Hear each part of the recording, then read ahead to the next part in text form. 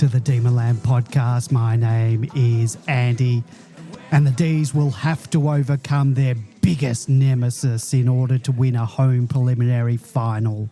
No, not the Collingwood Football Club, our greatest foe in 2023, the weather. Rain, hail or sleet, the Demons will need to finally find a way to win in the wet.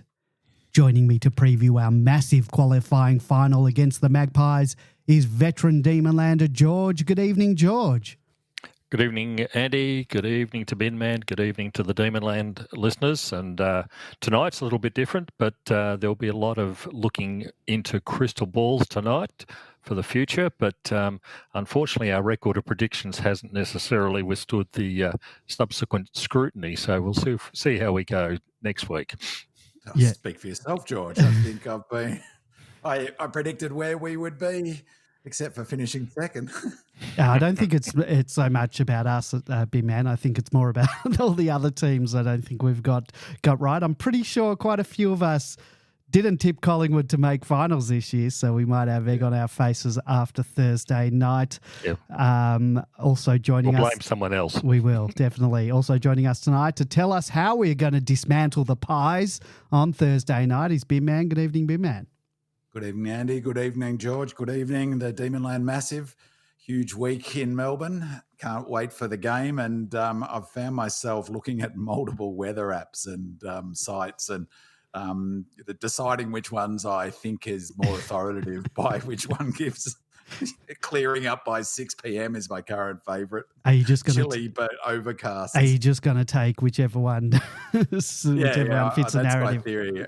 Yeah, and the one that gives the best forecast for the game, I think, in advance is by far the most authoritative weather predictive. Well, we'll talk more about the weather in a minute, but I was looking at the apps a couple of days ago, and it sort of had, on the one I was looking at, it had that the rain was going to be there prior to the game, but going to stop around 6, 7 o'clock or whatever. But now it's changed. The 15th site I looked at.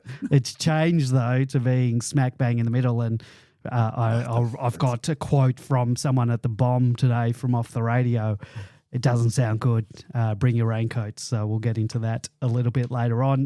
But before, we've had the week off, the week's rest. Well, we didn't have a week. We're back this week, but the team's had a week's rest. Hopefully they're refreshed and raring to go. But and before we get into the preview of the upcoming match against the Pies, it'd be great to take the temperature of the room to see how we're all feeling about the game. And it's not just the hosts that get to voice their feelings and express their levels of anxiety about the upcoming match. Our regular voicemail, Salty, has called in to share his salty feelings. So, guys, before I get your feelings, here's Salty.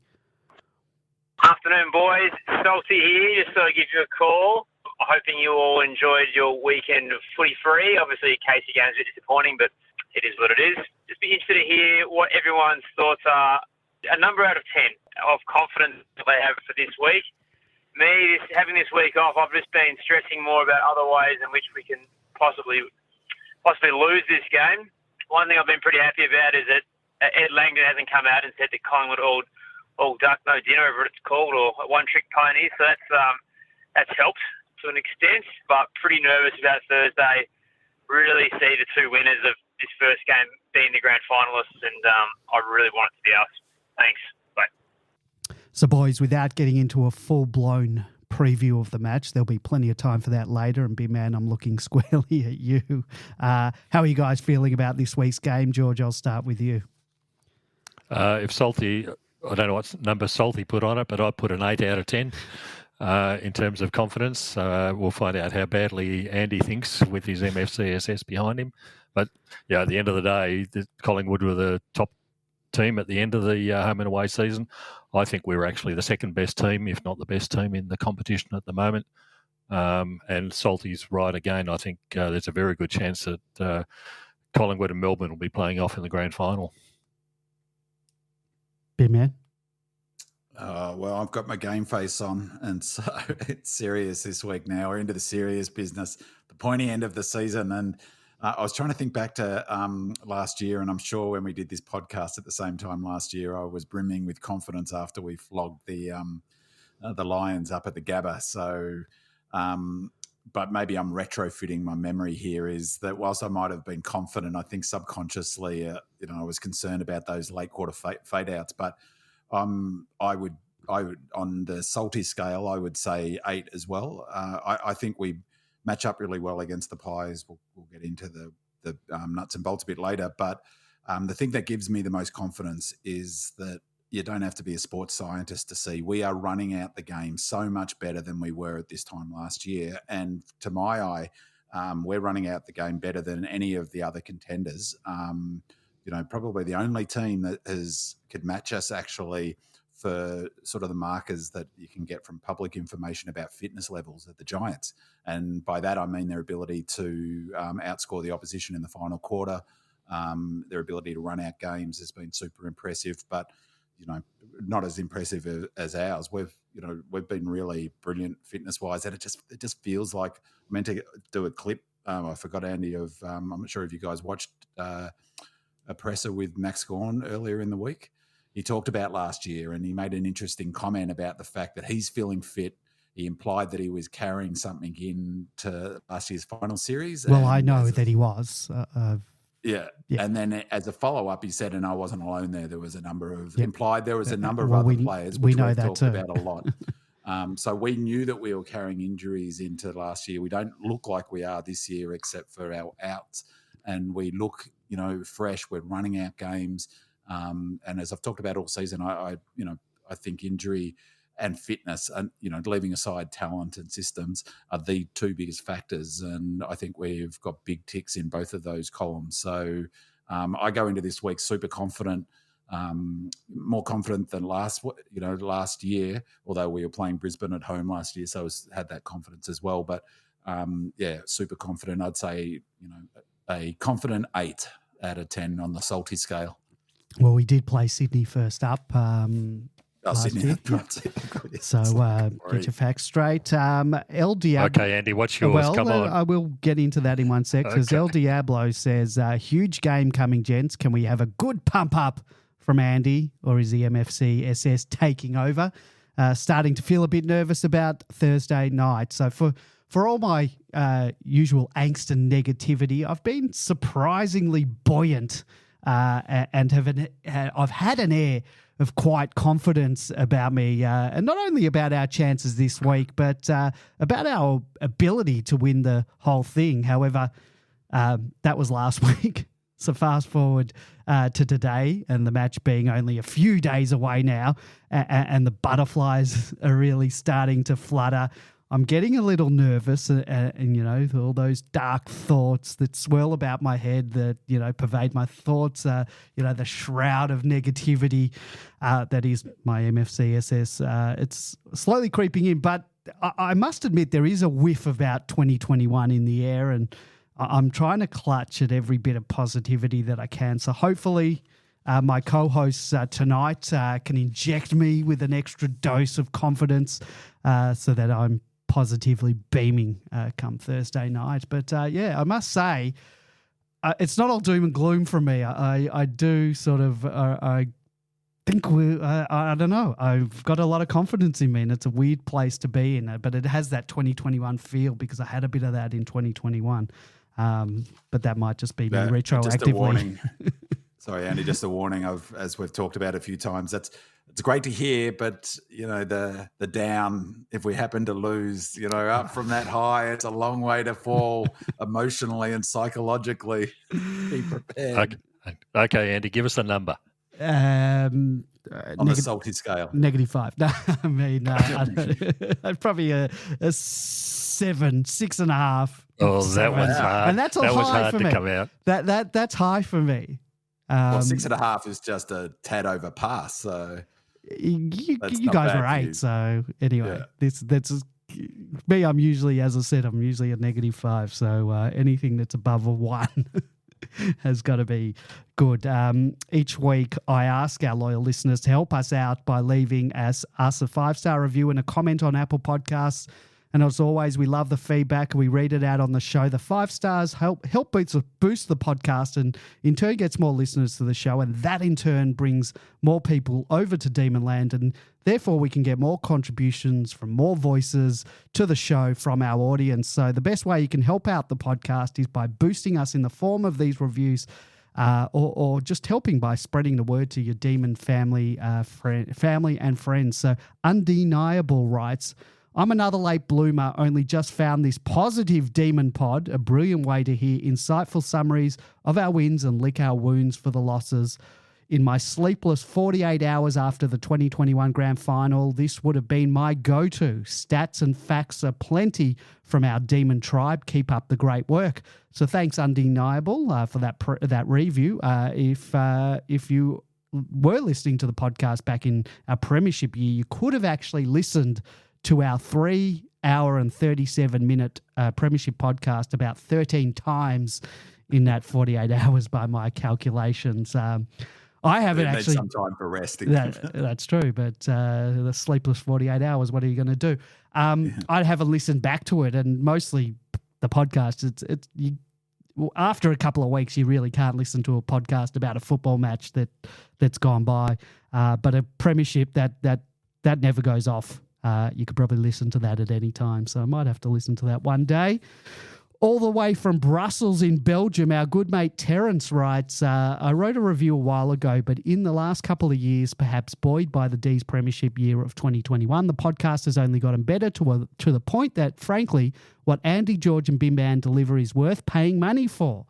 Why this glowing review? It is quite simple. They are unique amongst a crowded field of TV, radio, social media and podcast commentary and analysis of the games played in general and specifically on the Demons games. The paid professionals are required to cover all 9 games each week and cannot devote all their efforts to analysis to the D's games. Other D's podcasts can be entertaining, but they are mates talking about the D's. Passionate, yes, but they do not bring the detailed analysis. Working without the benefit of some of champion data analysis provided to the paid professionals each week, this team manages to provide a well-reasoned and insightful review of what the D's did well or did poorly. I live in Brussels, Belgium, and only get to watch the games on TV. I'm the kind of viewer who sees ball, follows ball. Even when I watch the replays, I miss a lot as to the how and why.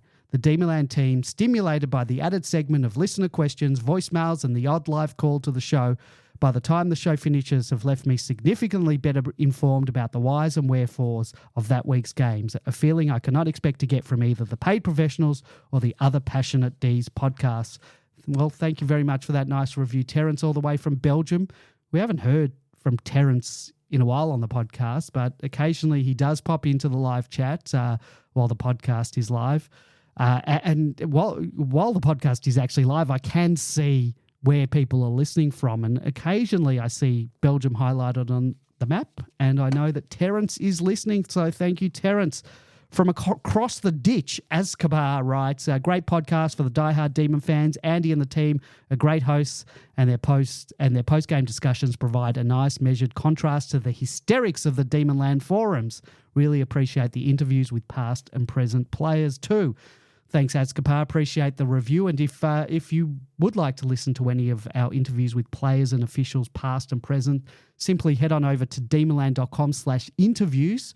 There are a heap of them to listen to. Max Gordon, Nev Jetta, Robbo, Jeff White, Mark Jamar, Aaron Davey, the great Alan Jakovich, Paul Roos, Brad Green, James Harms, Charlie Spargo, former CEO Peter Jackson, Stephen Straubs O'Dwyer, David Neitz, Rod Grinter, Stephen Stretch, Bailey Fritsch, recruitment manager Jason Taylor. We have a yearly interview with him.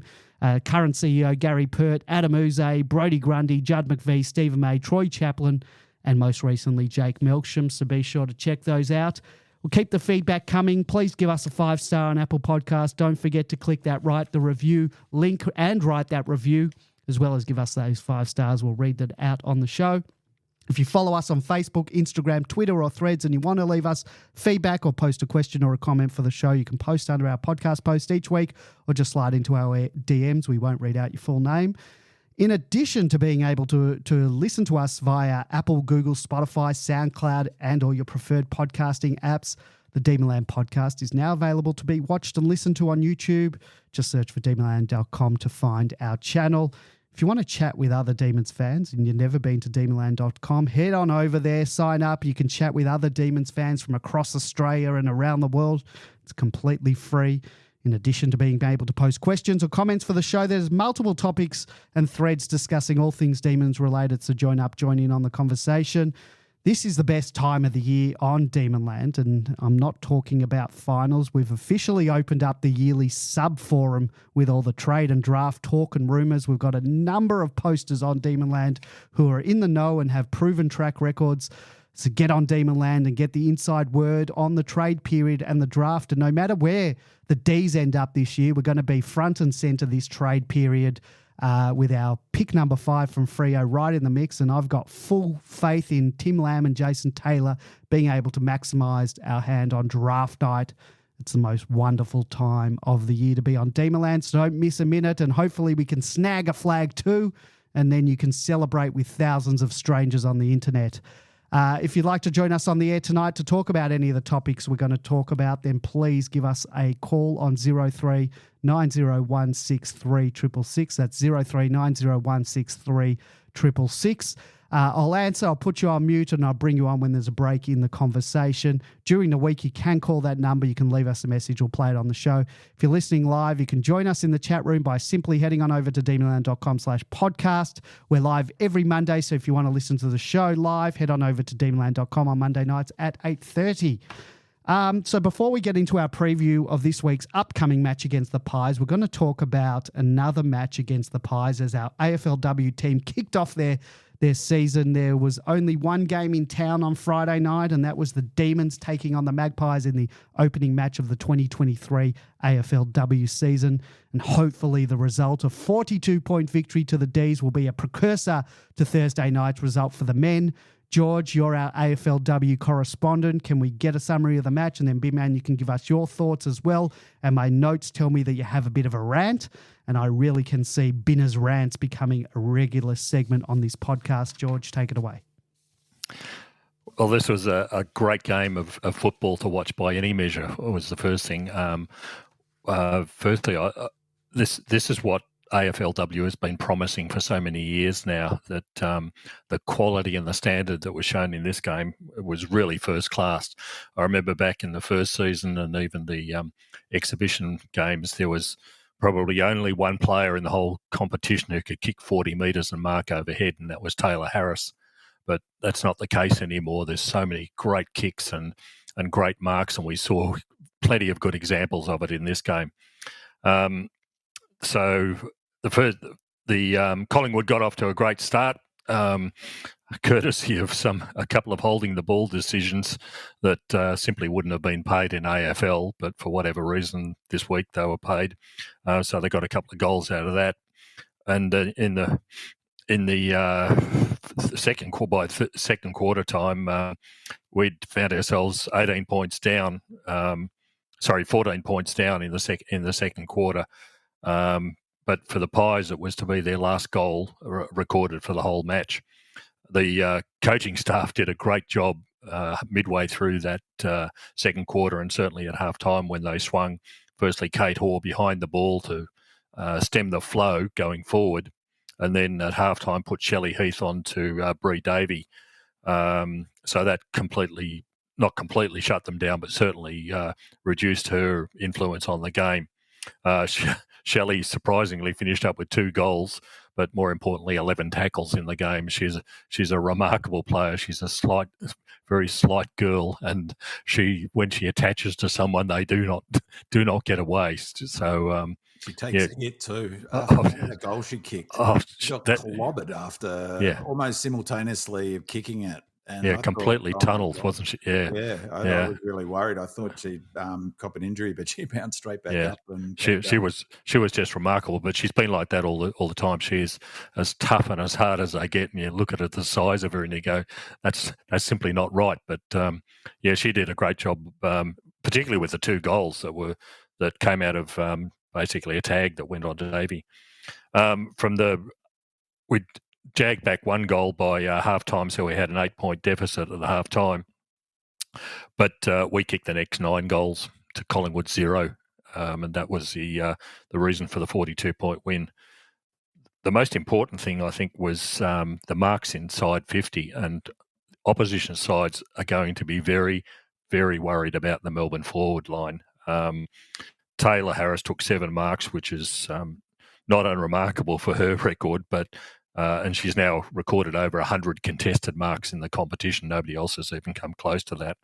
And it's so much ahead of every other player in the AFL for marking ability. It's say the AFLW for marking ability. It's incredible, isn't it? She's got such good hands. And this was against her nemesis of Stacey Livingston, who previously had said, I think she was when she was playing at Brisbane, that Taylor's really easy to beat. All you got to do is put body on her. Well, Taylor finished up with 13 disposals and Livingston only 7. So Taylor gave her a good night out for that, and she's so aggressive with her marking as well that she creates plenty of other opportunities. But the other thing that really impressed me about this game was the other forwards who were marking so strongly. Alyssa Bannon finished up with 3 goals with a fabulous couple of marks. Casey Sheriff, who gave Alyssa a real gimme goal, but it was a great pack mark again. Georgia Campbell, when she slid down forward, took a mark in a pack as well. Eden Zanker, a couple of good marks and goals, and even Kate Hall when she slid down there for a short period of time. And the opposition are just not going to be able to cope with this. Suddenly Melbourne's got 4 or 5 girls in the forward line who can all mark overhead. They're all tall and they're strong. It's going to really worry them once the ball goes in there. I think the important thing in this game overall, I'll talk about the mids and the backs very shortly, was the result itself. Collingwood are going to be serious contenders in this 10-week season. They've got some great players who have come back from injury, and they will really be at the sharp end of the competition at the end. There's no doubt about that. So we've beaten them by 42 points.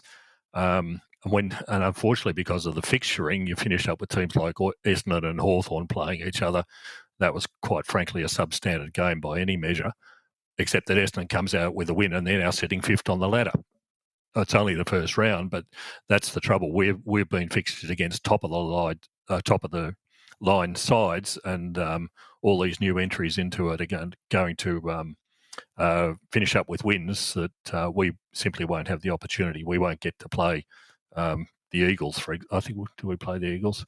Anyhow, we don't get to play the bottom of the line sides where we can build up big percentage numbers. So winning by 42 points is almost the same as winning 2 games for us at this particular juncture in the season. The mids were fantastic. I was just listening to some commentary from Beck Goddard, who's the Hawthorn coach this year. She made the really, really interesting point because she was watching the match, that because the interchanges are now limited to 60, the opportunity that sides have to rotate their players, particularly their mids, is really, really limited. You've got to leave people on for a lot longer than what you normally do. Now, most teams have only got 2 to 3 decent mids. She said the really scary thing about Melbourne is that they've got players like Purcell, Mithen, Hanks, McNamara, West, Paxman, and then we throw in people like Kate Hoare and Shelley Heath in as the mids. And we've got 2 ruck options now in Lauren Pearce and Georgia Campbell. So when other teams are going to have to rotate players off to give them a break, Melbourne just puts in another mid that they've already got. We have got so many good quality mids.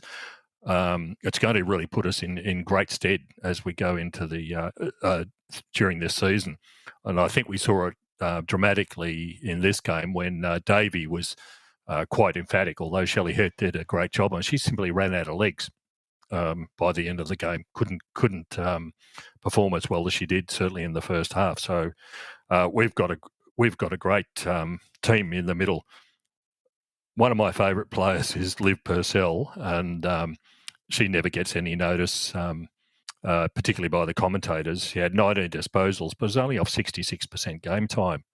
And the other thing I really love about Olivia is that when she gets the ball, she is just so clean with it. she does something solid with it. It's not just a scrubby kick out of the middle or a hand pass that goes nowhere. When she gets the ball that others don't seem to be able to do, is make something out of it where others simply couldn't. So she was fabulous.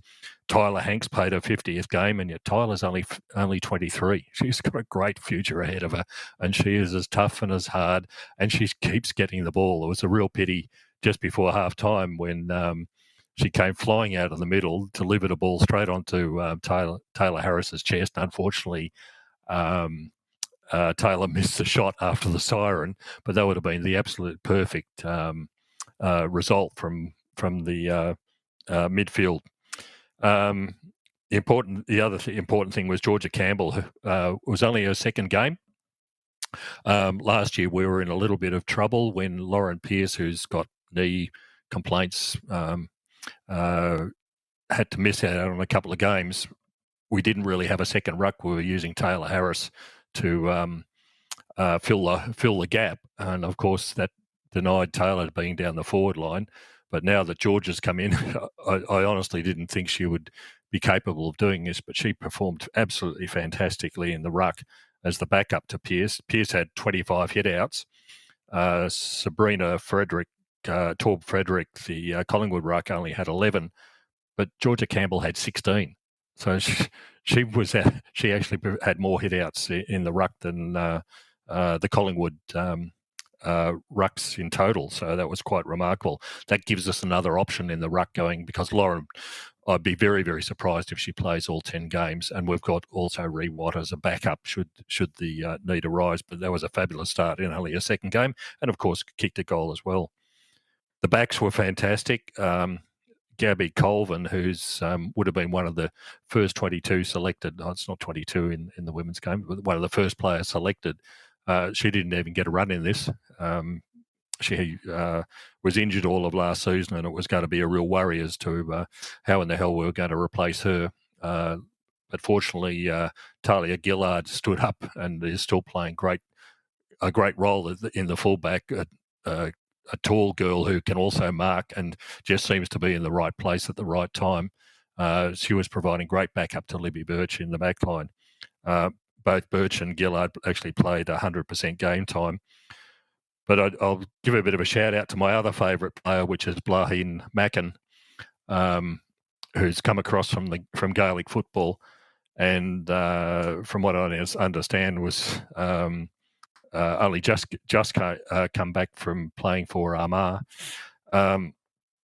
She had 18 disposals in this game, including 16 kicks, and she had 396 metres gained. She's playing almost an identical role to what someone like Trent Rivers does for the men's side.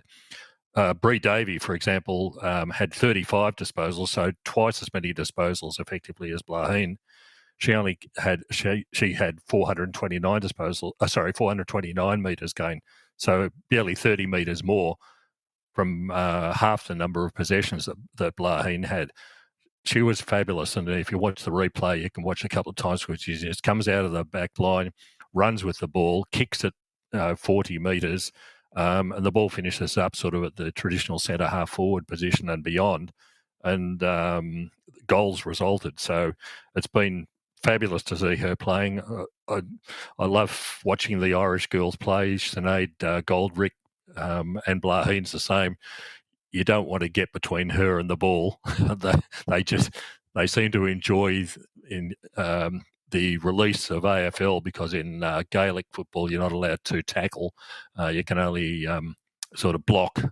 But you don't want to, like I said, you don't want to get between them and the ball. They just steamroll through everybody that gets in their way, and they're always in it. So, and they both seem to be as tough as nails. So, yeah, this was a great start to the season. I didn't expect us to win by this much against a quality side like Collingwood. Next week we play GWS, and it'll be interesting to see how we come up against them, because they lost to Sydney, who didn't win a game all last year, and I suspect that that might be one of these sides that should be down the bottom of the ladder. It's also interesting looking at the results from other games that there was so much player movement at other clubs. Certainly not at Melbourne. We retained all our players. So the talent's being spread around the competition with the new teams that have come in this year, and even players moving between various clubs. St Kilda's been absolutely decimated from the looks of it. They were completely out to it. They didn't score a goal in the first half against North. Yeah, I think there's going to be some real pain for some clubs. But what it means is instead of the tradition, what's been traditional the last couple of years, that Adelaide, Brisbane, Melbourne, and maybe a Fremantle as the top clubs, I think we're going to see a drop off from those other three teams simply because we've kept all our talent. So great effort by the girls this week, and hopefully we'll see some more of that. It was a fantastic performance. Did you go, George? No, I couldn't make it. So I had to listen to some horrible commentary on Triple M, and then as soon as I got within television range, watch the replay. But that was well and truly worthwhile doing that. Right. Well, I went, and it was a fantastic atmosphere. Like, it was brilliant. Just on the game itself, just a couple of thoughts. One, picking up your point about that Hanksy coming out of the centre.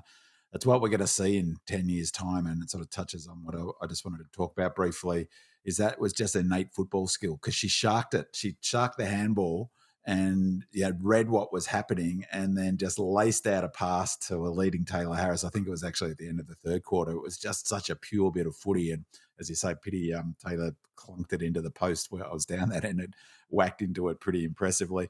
The other thing that I remember a couple of years ago, we were talking on the podcast, George, and you were frustrated with the way that they were playing, not last season, the season before, and that we should getting more territory and stop those sort of handball chaining up and that run, because so many games became just a pure territory in those, in the first few seasons of AFLW. But all of that work of building that ability to chain and to know when your runner's next to you and to run in waves and is really starting to bear fruit now. And once we got rolling in that third quarter, we just looked like a dominant side. So I think that's going to be a huge advantage because for Melbourne against the other teams, because that's a 2 or 3, 4 years of practicing that exact model, which had some downsides in the first few years, but now we're starting to bear fruit from that. And the other thing was, it was such an interesting and clear illustration of the benefit of additional fitness. They just ran out of gas, and we kept on going, and it was one of those games you could see we just had so much more running power. So a terrific result, a really terrific game of footy to watch, I thought. So just in terms of what I wanted to say was, though I touched on it a couple of weeks ago, I find it really, really frustrating. I went with my daughter, who hasn't had any interest in the football ever, really, AFL. And on the back of the Matildas, she went to a few of the, I think 4 or 5 of the fan sites, including the last 3 at Amy Park, and just loved the experience. And so I was super surprised when I said to her, do you want to come to the footy? And she said yes. And so it occurred to me that people are seeing the Matildas experience as a potential drain from AFLW and footy. And I think that it needs to be looked at differently as to women's sport is something that should be focused on. Her feedback was really interesting. She said that she really enjoyed the experience of being a supporter. And when she last went to the footy with me, she didn't so much. She said that she was just found it really interesting how women fans are as enthusiastic and into the game and celebrating good bits of play and applauding and all of that. But it doesn't have that aggressive edge, is what she said, in terms of, for when men are yelling out. And she just said that the atmosphere was a much better atmosphere. And I loved it too. It was such a brilliant atmosphere at the ground. And it really got me thinking is that the AFL, I really think, are in danger of killing the golden goose. And I've heard a number of ex-footballers, Dermot Brereton and a bunch of others, talk about, well, AFL shouldn't be subsidising AFLW. And I think it's such a short-sighted view of the way to look at it. In fact, in reality, I think over the journey, it'll be the AFLW, maybe not subsidising the AFL, but protecting its future. Aussie Rules is an Indigenous game is in reality what is a very tiny market. It's incredible that it's got to the level of professionalism that it has done. The only way it survives going forward for the next 50 years to 100 years is to grow its audience. And a unique element about Aussie Rules compared to, say, or certainly soccer in Europe, and from what I've seen, is how many women go to the footy, and how you don't have the separation of crowds, and how good the atmosphere is, and in large part because how many women go to the footy. But from my experience, people who love footy played at some level. Like, didn't matter whether they, I only played to under 15s or something, and I've got friends who under 10s or under 11s. Once you play it, you love it for life. And so the best way to build an audience forever is to get young women playing. So participation in the sport obviously helps grow the pool of talented players, and eventually you'll get the sort of like Tyler Hanks, where you get natural players. We're starting to get those players already who have played, coming through into teams that have played footy since they were 5 or 6 years old, if Auskick or even younger, So we're seeing those players. But they don't just grow the pool and create an elite pool for AFLW. They become fans, and they become lifelong fans. And it's the only way we're going to keep growing this game. Otherwise, it's always in danger of being cannibalized by international sports.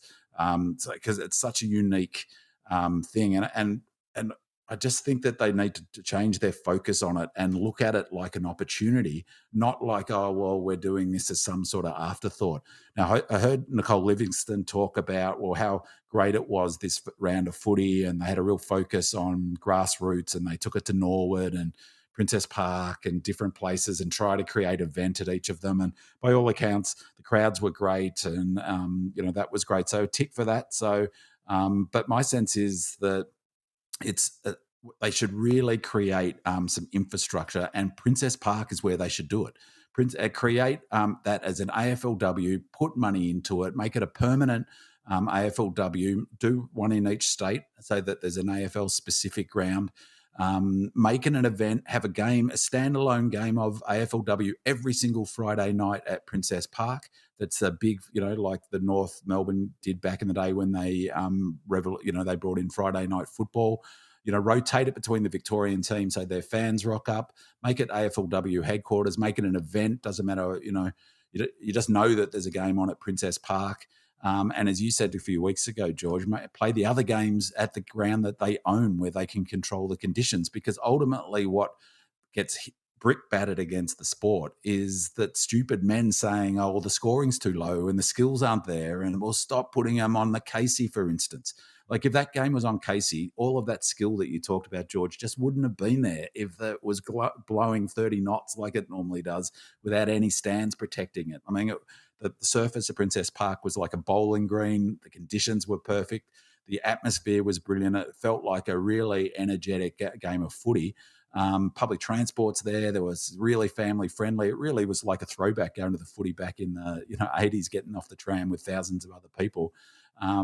Make it part of the fabric of Melbourne this time of year, and replicate it into state. The AFL really have to invest properly in the AFL. And the big thing, it makes me furious, is now they put all these games on the bye weekend. They spend all the money and they have all their blow up balloons and they play it at these grounds to bring it back to grassroots.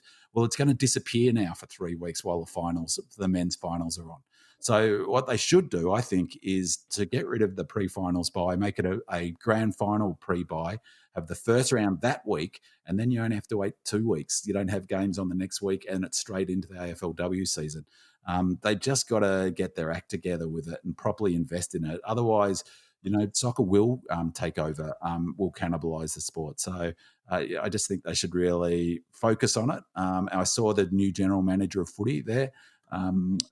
If I see her again in the AFLW, I'll give her my spiel. So, but yeah, it was a terrific night to go to the footy. I really loved it, and fantastic performance by the women's team.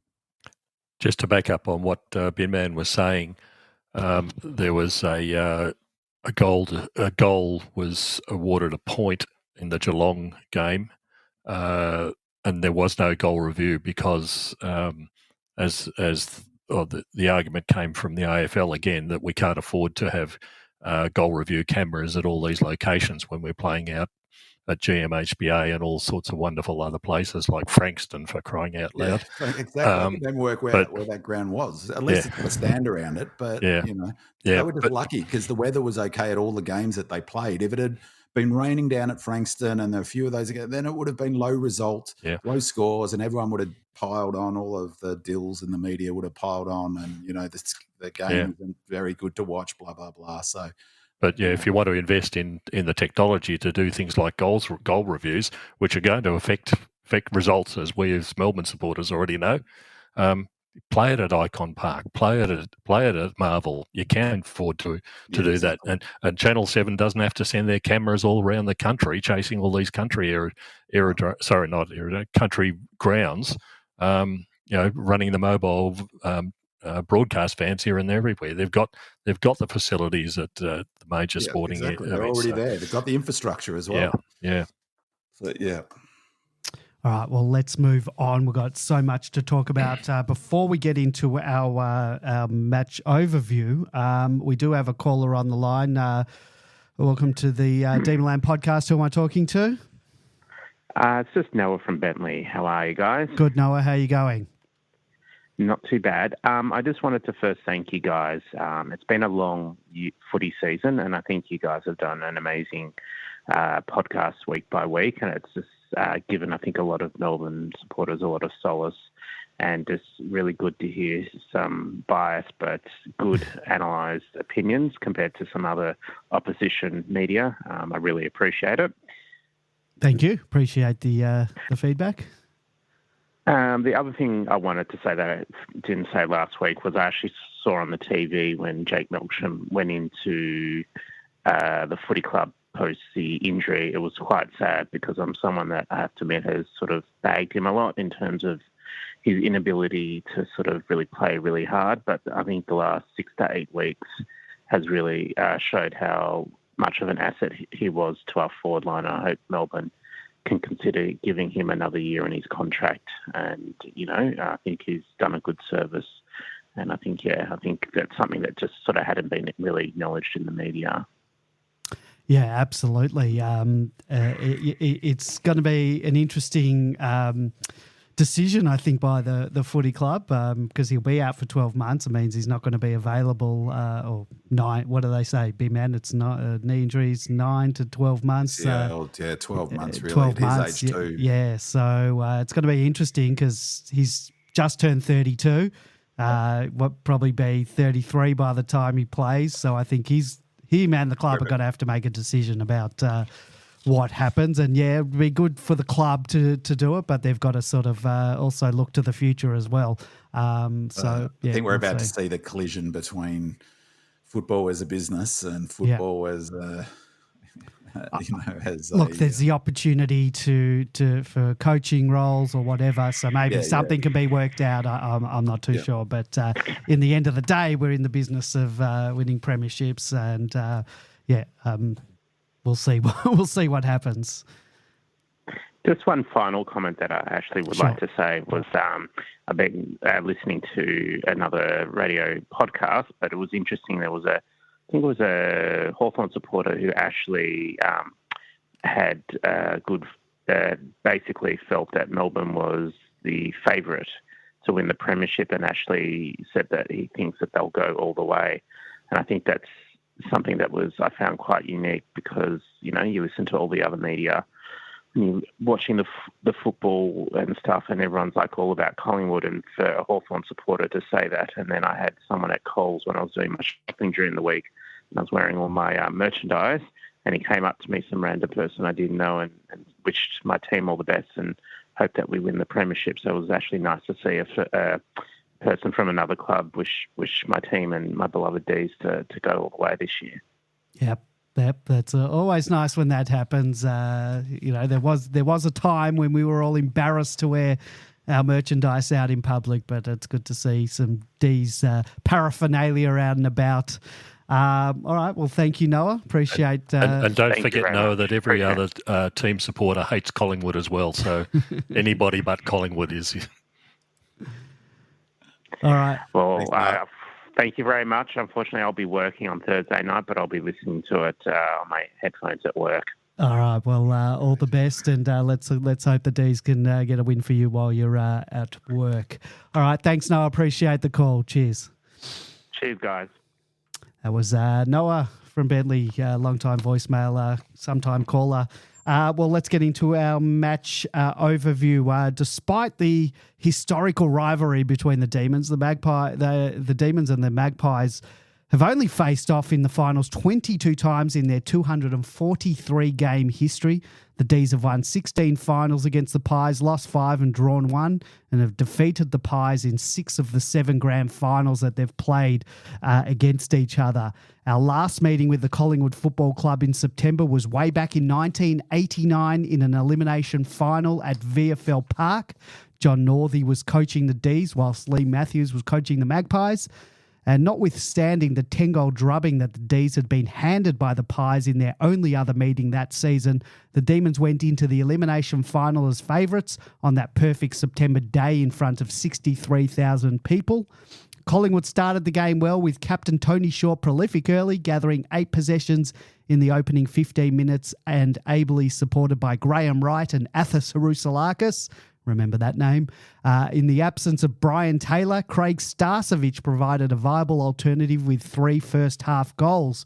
However, a 5-goal burst at the start of the third quarter helped the D's gain a lead that they would not relinquish. Future NFL punter Darren Bennett booted 4 goals. Brownlow medalist Brian Wilson kicked 3, and Tony Campbell, Ricky Jackson and Greg Healy each booted 2. Stephen Phoebe was best on ground for the Demons with 27 possessions, whilst Alan Johnson and Earl Spalding with 24 and 23 disposals respectively also had solid games. Wilson, Brett Lovett, Jimmy Steins and Jamie Dersma were also amongst the best for the Demons.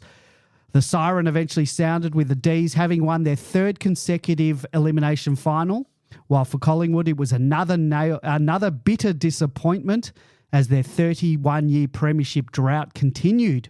They would, however, only have to wait 1 year to break that drought, whilst for the Demons, who would be eliminated the following week by Gary Ablett Sr.'s Geelong, it'd be another 3 decades and change before the champagne corks would fly. 12,416 days later, and the Demons will once again meet the Magpies in September, this time in front of an estimated 90,000 plus fans on a Thursday night at the MCG. The weather forecast is bleak. It will be a very cold 10 degrees when the ball is bounced in anger to kick off the 2023 final series. And to make matters worse for the D's, it will be raining during most of the match. From Lincoln Trainer at the Bureau of Meteorology, we have 3 cold fronts coming in this weekend, and the third is the worst.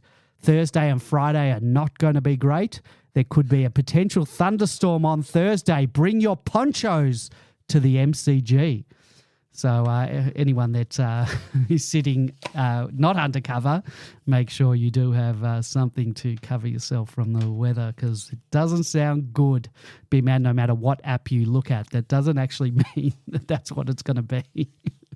Well, you can't pick and choose. I'm quitting the bomb. That's hopeless forecast from the bomb. What would they know? Bloody hell. Yeah, exactly. All right, let's get into our match for preview proper. That was just a bit of an overview of the history between the two clubs. So tonight we're going to be doing things a little differently. We're going to go through both teams individually and discuss recent form, experience in finals, injuries, systems and game plans, stats, and what needs to happen for each team to win the match. We'll then go through a tactical overview of the game, talk key matchups, discuss changes, and then give our predictions. As you know, they're very good. And where appropriate, we'll read out your questions and comments. Let's talk about the Pies first. On recent form, the Pies go into the 2023 final series, finishing the season on top of the ladder and claiming the minor premiership with 18 wins and 5 losses. They have lost 3 of their past 5 games, 2 of them against fellow finalists in Brisbane and Carlton. They've played 10 games against the other 2023 finalists with a record of 6 wins and 4 losses, with one of their losses being against the Demons on King's birthday by 4 points. Going into this year's final series, they're the third most experienced side with 192 games finals experience, just one more game experience than the Demons. Smurf says, looking forward to tonight's podcast as I am each and every week. How concerned or not are you that Darcy Moore and the golden boy Nick Dacos will be back this week. Moore is probably on the edge of when he would normally return from a hamstring injury, but if Nick Dacos is back from his supposed 6-week knee injury, it would be about 2 weeks earlier than projected. Are they rushing him back?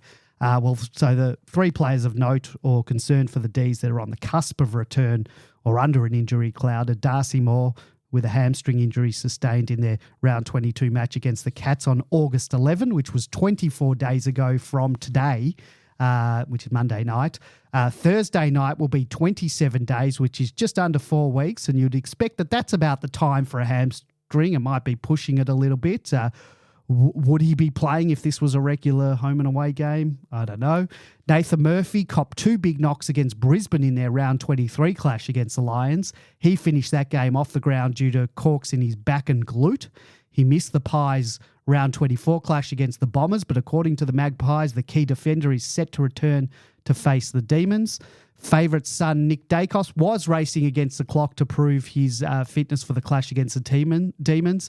He had returned to training and trained in front of a massive crowd of the Filth supporters at Olympic Park on Sunday. The word from Collingwood camp is that he has been officially ruled out and will be available from the second week of finals. So, George, are you concerned that Nick Dacos might be a surprise inclusion? Are they bringing their captain Darcy Moore back too early? And I also heard a whisper from someone on Demonland who had a close source to the Murphy camp, that there is a question mark to his fitness. So what are your injury concerns, re the Pies? For the Pies, it's pretty straightforward. I think Nick Dacos will not be playing.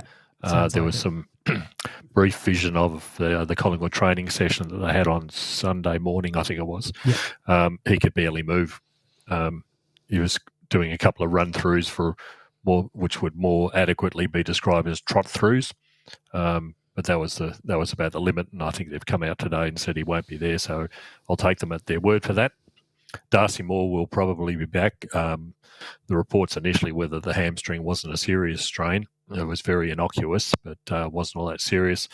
I remember years ago listening to the Bulldogs, a physiotherapist said that for a normal type hamstring, the repair work is done after 2 weeks. You have an extra week for security, just to be sure. So 3 weeks for a normal hamstring, and he's coming up for nearly 4. So I've got no doubt that he'll play.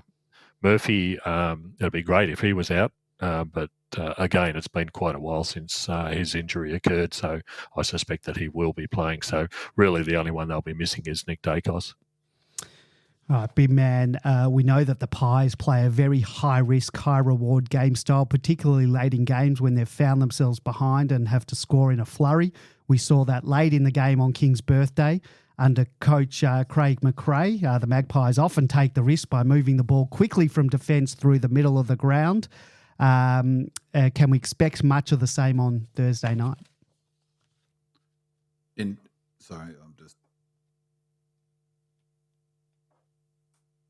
Sorry, I just had to unmute myself. Can we expect much the same? Can you say that again? Well, we know that as a co-host of this show, it is appropriate for you to listen to what I say. Yes. So, B-Man, I'll repeat that, see if I remember to take this out. It's not on my run sheet, your question. Well, you're talking about your systems and game plans, and this is about how the Pies play. So, B-Man, we know that... All right, so just ask, what's the Pies system and game plan? You threw me with your intro. I like to do a preamble about things. I like to get the audience sort of up to speed and everything. So, Bin Man, we know the Pies have a very high-risk, high-reward game style, particularly late in games when they've found themselves behind and have to score in a flurry. We saw that late in the game on King's birthday under coach Craig McRae. The Magpies often take risks, moving the ball quickly from defence through the middle of the ground. Can we expect more of that on Thursday night? Are we? Well, that's a different question to what their system game plan is. So I'm going to stick with the script and say the game plan or system of the way the Pies play is, yes, very much. So it's they're about transition from the half-back flank and from the back half. So their game is built around speed, and you will hear commentators say, what do they need to do to win? They need to go fast. I have a theory that their game plan, their method was designed as a way to negate and beat our game plan, to beat that forward half territory game that we play. and our defensive system, the way to break that down, in particular, our ability to get back in zone and create our defensive system, is to move the ball fast from the back half. I'm really confident that was one of the drivers of the way the Pies play. Now, the Pies, to your question as to whether we'll see that on Friday night, one of the really interesting things about the Pies model is, and I think all models, I've been banging on about this, is it's, completely dependent on fitness. You need, their one wood, and their advantage over us is the number of really quick players across the ground. McCreary, even some of their plotters are quite quick. Both Dacos brothers are quick. They've got a lot of speed. Even a player like Moore is quick for someone his size. But their game plan is all about transition off the halfback flank, move it quickly, as you say, high risk, use the corridor, run in waves. They bring an extra to the contest, sometimes two, to increase the likelihood that they're going to win those balls out in the open and the post-clearance possession. They feed that ball out. This is the pure sort of game plan up to about the bye period. For the Pies and last year, and feed that ball out, chain it out until they can get it to a runner on the outside, ideally a side bottom, Pendlebury, or one of the Dacos brothers, who then, are brilliant kicks, particularly if they're unpressured, and they look to bite off high risk, high kicks off into the corridor, and move the ball really quickly, and move it so quickly that they don't allow the opposition zone to get set. So really critical is to slow that down somehow.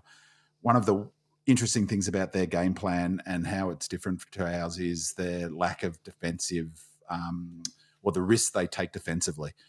So in that fast model, one of the interesting things, because they've got an extra at this stoppage, which helps them win those balls, which they then feed out. They don't have the extra behind the ball that we do, that we talked about last week.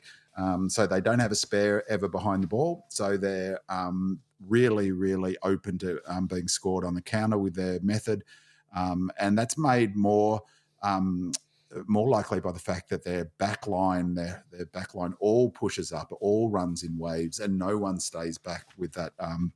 The way we normally always have a player deep in that goalkeeper role.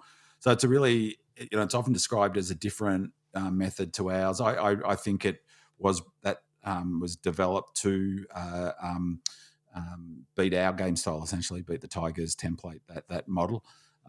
It's got some vulnerabilities, but fans love it because of the speed of ball movement. But I think the commentators love it too because you hear it all the time with Collingwood, risk reward. Well, the reward is they get really sexy goals that they run from the back half. And get it into their forward half quickly. That's the reward. The risk is that they turn it over in the middle of the ground and cough up easy goals on turnover. So teams are always in it against Collingwood because they give up so many goals on the counter. So that's their system in a nutshell. Transition footy. And it's super reliant on some key players to get the ball out. So Mitchell's been super important with them. A real weakness of theirs last year was their ability to win contested ball. He's been really important. But you simply cannot underestimate the impact of Dacos being out. He's incredibly important to their system in the way they move it because he started on the halfback flank and they've moved him into the centre. So he's their highest ranked player. De Goey's next. Some of the numbers are nuts. It's seriously impressive. He's so number one for metres gained for them, which is incredible. That's partly padded by how many he takes their kickouts from behind, which also pads out his disposal efficiency, I must say. One that I found interesting, he's third for contested possessions. Tom Mitchell, De Goey, Dacos. He's up there in terms of goals. He's fifth or sixth for goals, and he's just absolutely critical to their method and the way they move the ball. So massive out for them. And I personally think that it points to a structural problem with their game plan is that you should not have so much reliance on one player. I mean, I know I've talked about it. We've got a huge reliance on Maxi Gawn.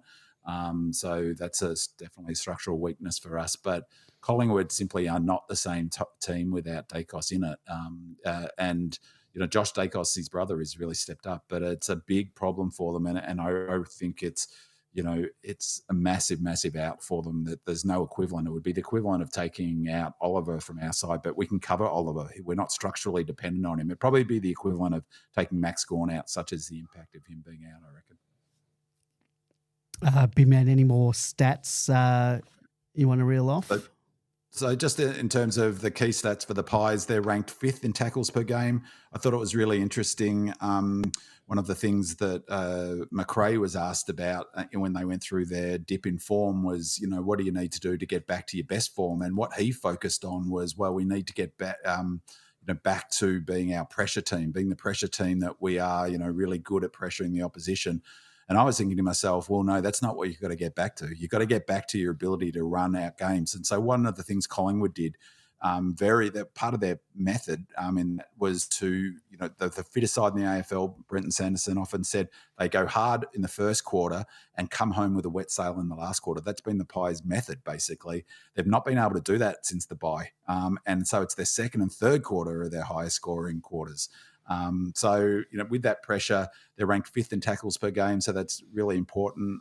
They're ranked 1st in goal assists per game, which speaks to their method. They share it around and look for opportunities for players. McCreery, I think, is a brilliant footballer. I love the way he comes back into the corridor. They're ranked 4th for marks inside 50 per game, so that's got a big watch for us in terms of our ability to negate their forwards.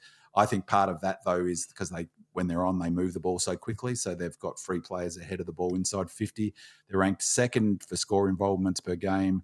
They're ranked 2nd in least opponent contested possessions per game, which I thought was curious, and ranked 5th in least opponent 1%ers. So, goal assists, lots of score involvement, move it quick, marks inside 50. I'm not sure what their contested marks inside 50, but, that's something that we're going to have to watch for sure. George, for the Pies to win on Thursday night, what must happen and what are the challenges that they face? I think the biggest challenge is the weather gods more than anything. To execute that sort of game style requires, good weather, good conditions, the ball to be bouncing freely and things like that. If it's going to be wet, it will severely limit them. But apart from that, I think their main problem that they're going to face now that we've got Oliver, Petrarca and Viney back in the midfield is that their mids have got to beat our mids in order for the ball to get out to the side bottoms, the Pendleburys and the Dacos. They've got to get it out there in the first place. Now, if we start winning the ball and it's going the other way, as Bin Man's pointed out, their back line is I won't say fragile, but it's certainly one of their weakest points. They simply don't have the same sort of defenders as perhaps what we have. The other thing is that their forwards, particularly their small forwards, because that's where most of their goals come from.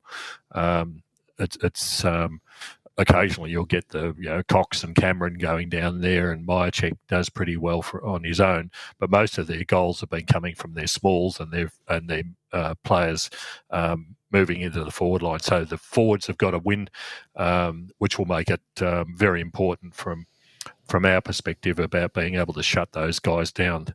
The other important ones are Isaac Quainer and Moore. If you take them out of the game, you stop that ability to move the ball up. That's where they start their attacks as a general rule. But if you can shut down, Quainer he plays the same role, like I said, as Trent Rivers does in ours. The ability to move the ball and run the ball up the field is critical to the way their whole operation holds it together. So if we can shut down Moore, stop him the intercept marks, and stop the run of Quainer, all of a sudden they're looking for other methods that they just don't have. So, but yeah, if those three, the mids, the forward line and the half-back line all get on top, that's when Collingwood will win. I totally 100% agree with that, George. There'll be a lot of emphasis that you'll hear people talk about, for them to win, they've got to get the game looking on their terms, which is true, which is a fast-flowing game. We'll talk about the weather later, but you're exactly right, that the weather isn't going to help the Pies' ability to play the game the way they like it played. And so there'll be also emphasis on the need for Josh Dacos and Pendles and to have big games. I think two critical players are going to be De Goey and Mitchell, because they're really their only two players who can match us in the midfield for grunt. And I think De Goey, we won't run the tag on him. We're more likely to put some time into Mitchell, I reckon, because he's so important to feed it out. But they're a lot will depend on De Goey, I think. But I 100% agree. I think the thing that people probably aren't really talking about is those intercepting defenders. For them to win, and I think that they have to have really big games from Moore, Murphy and Quaynor, because they've got the same advantage that we do. Most teams only have, one really elite intercepting defender. So Aaliyah at Port Adelaide, Sicily at Hawthorn, they might have other players who are good interceptors, Andrews at the Lions, but few have 2-3 elite intercepting defenders. We've got May and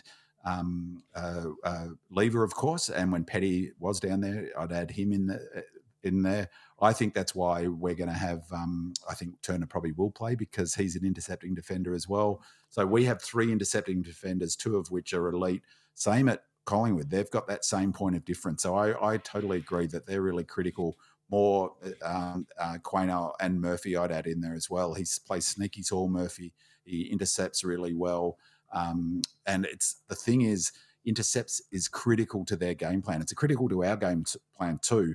But I'd argue that it's even more important for the Pies because what your point, as you're saying, George, their whole game is based on fast transition, bouncing off that halfback flank. The Quaynors and the Moores and the Murphys, they get it and run and feed it out to their receivers. But the first thing that they need to do for that is to intercept, to win either a ground ball in their back half or intercept mark or just a pure intercept from one of those 3 players. So I think for them to win, they're going to have massive games from those 3 players, and I suspect we'll put time into them for that reason. The D's, let's move on to them. We've won 16 games, lost 7 in 2023, clinching a top 4 berth for the 3rd season in a row. We're the only team in the AFL who have achieved this feat in that time period. They've won 7 of their last 8 games, and the only loss coming in the controversial circumstances to Carlton by 4 points.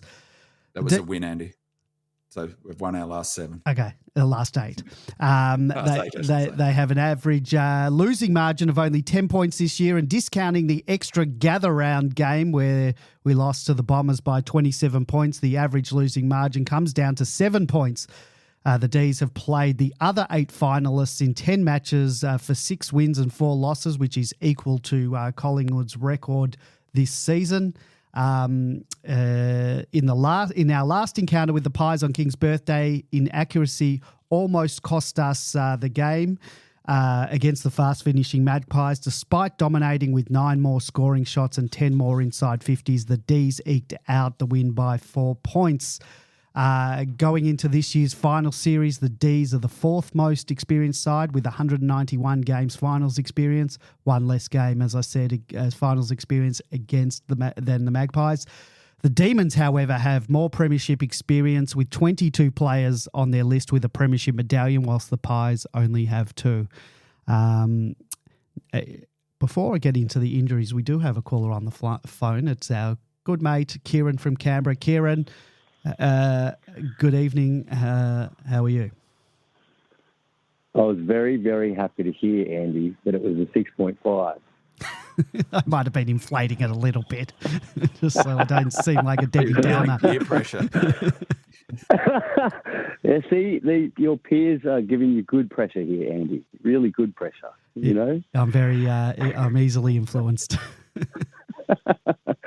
Well, I'll be watching from the couch, and I'm going to hopefully see all 3 of you on the camera screaming your lungs out.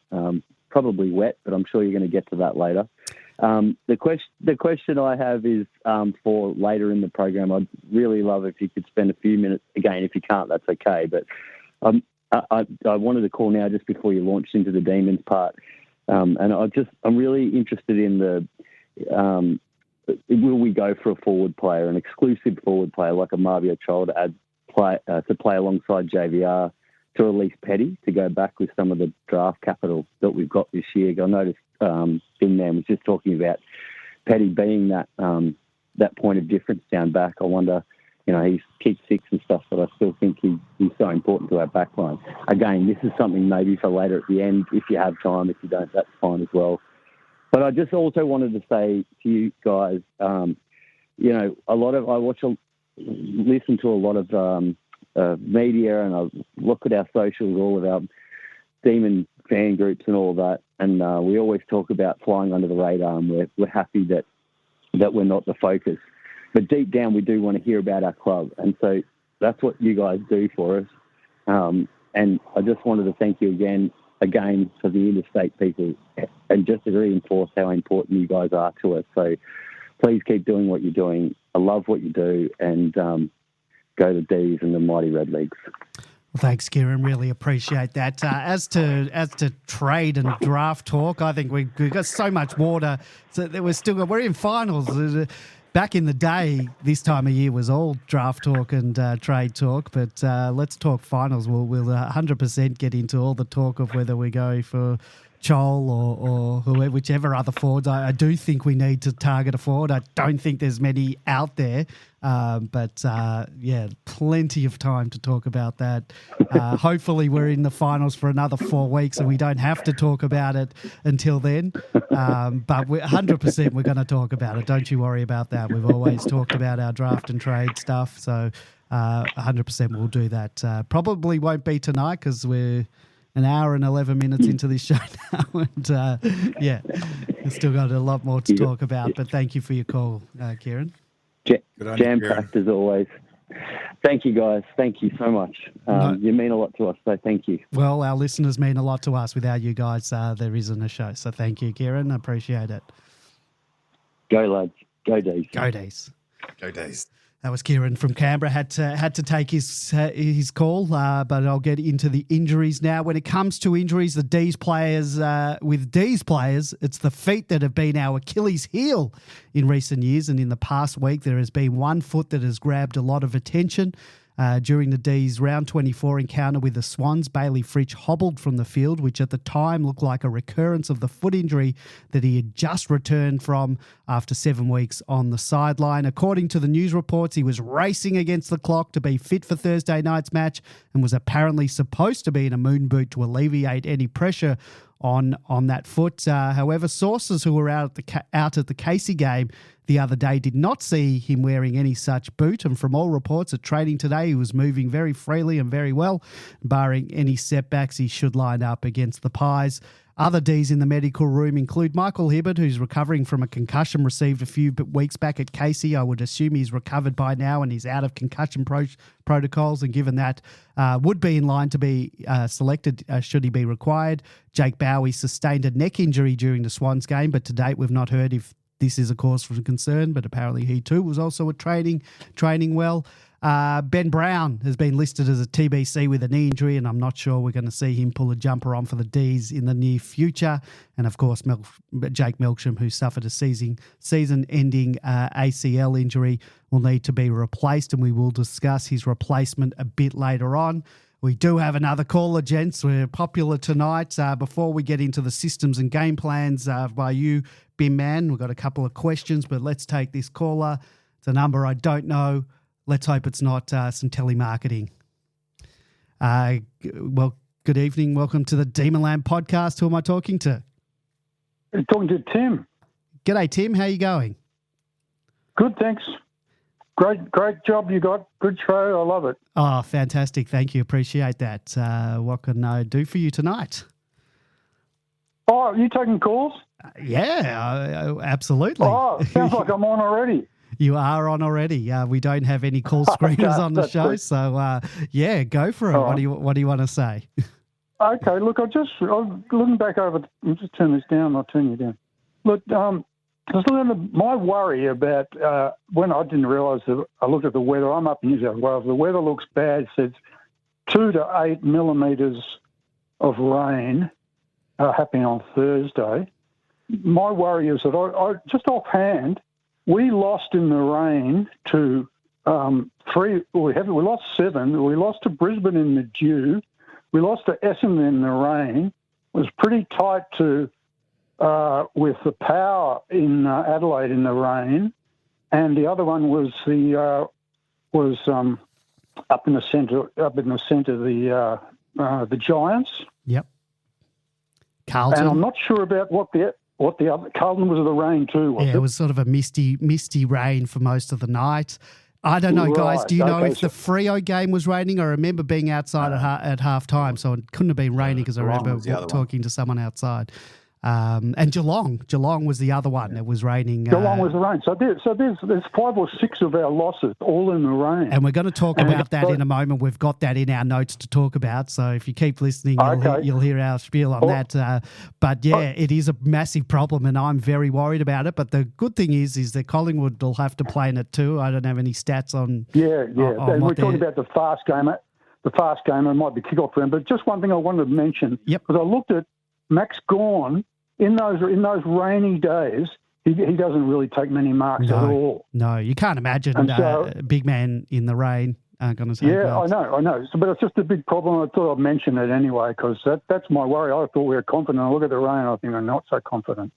Mate, you're not alone there. We're all not very happy about the weather, but it's something we can't control. And we're going to talk about it in a moment in a bit more depth. But thanks, Andy. Thanks, problem, Andy. Mate. Appreciate the call, Tim. You have a great night and go D's. You too. Go D's. Yep. All right, that was Tim. Just before you go on, and if Tim's still listening, is we talked about it a couple of weeks ago, and what is the issue with the rain, and so our low disposal skills is definitely a factor. But I made the same point that Tim just made, is that the correlation between his marking, Gawn's marking, and excuse me, the number of score involvements he has is a huge factor, and I think that really that's a big reason why we struggle in the wet, is because it really sort of negates the impact of Maxi Gawn. All right, well, we'll talk about it in a few more minutes because we're going to talk about the systems and game plans in a second, and then got a couple of questions about the rain. But we've got a couple of questions in regards to our systems and game plans. And OMID says, will the same game plan work against the Pies as it did on King's birthday? Will we try to strangle the corridor and stop Collingwood's run and carry? What say what asks, how do we limit Collingwood's overlap run and ability to work players into attacking space? Now, B-Man, if you recall that correctly, before and after the King's birthday game, you sort of posited that perhaps the D's weren't showing their full hand to the Magpies. Roosted Far asks, does De Goey have a couple of barely seen tricks up his sleeves or even something new? So, B-Man, do you think the D's will use the same strategy that we used to dismantle the Pies on King's birthday? What type of system or game plan do you envision we're going to employ on Thursday? Now, I am going to be a bit cheeky there, Andy, because I've got all those questions written down, which I'll come back to when I talk to the tactics for the game. Because I cover off on all of those things. But for those listener questions, I've got them and tagged them, so I'll get to each of them. Just on our system game plan, I've talked about it all season, but you'll have heard in the last few weeks, the mantra seems to be in the media is that what is Melbourne about? Melbourne's about contest and defence. I've heard that. I must have heard that sort of 10 times. So I think my guess is that's what the club are putting out. That's the narrative for the club. What are the D's DNA is contest and defence. But a bit broader than that, as I've talked about in the key stats for each week, it's forward half football, territory football, keeping it in our front half, trapping it in our front half. It does mean that often it's a crowded forward line, which is a factor in our relative inefficiency in terms of inside 50 because it's always so crowded in our forward line. We are looking for a game plan that we've got 60%, 40% forward half split. We dominate in the inside differential, inside 50 differential. Critical to our game plan is intercepting in the half-back flank, or sort of in the back half and getting it forward. And as I said, getting it forward at all costs. If there was one thing, though, that I think that is different to Collingwood is our defence. That's the number one thing for Melbourne is that it's defence first, second, third, fourth and fifth. It goes without saying all footy teams now obviously critical for contested ball. and pressure. Those two things are becoming, you basically can't be a competitive football team at the AFL level without being elite at both of those things. Really interesting thing statistically for me this season that's shifted somewhat is that in the first half of the season, or in the first third, when we were really rolling with scores, we weren't really particularly focused on winning stoppages and clearances, and we're often getting beaten in those stats. That's really changed in the last 5-6 weeks, where we're back to our stoppage, to winning stoppages, winning clearances, and also winning contested possessions. So in terms of some of our key stats, reflect what I was just saying about our structure. Ranked first in inside 50s per game, ranked first in contested possessions per game, which is such a critical number for this game coming up.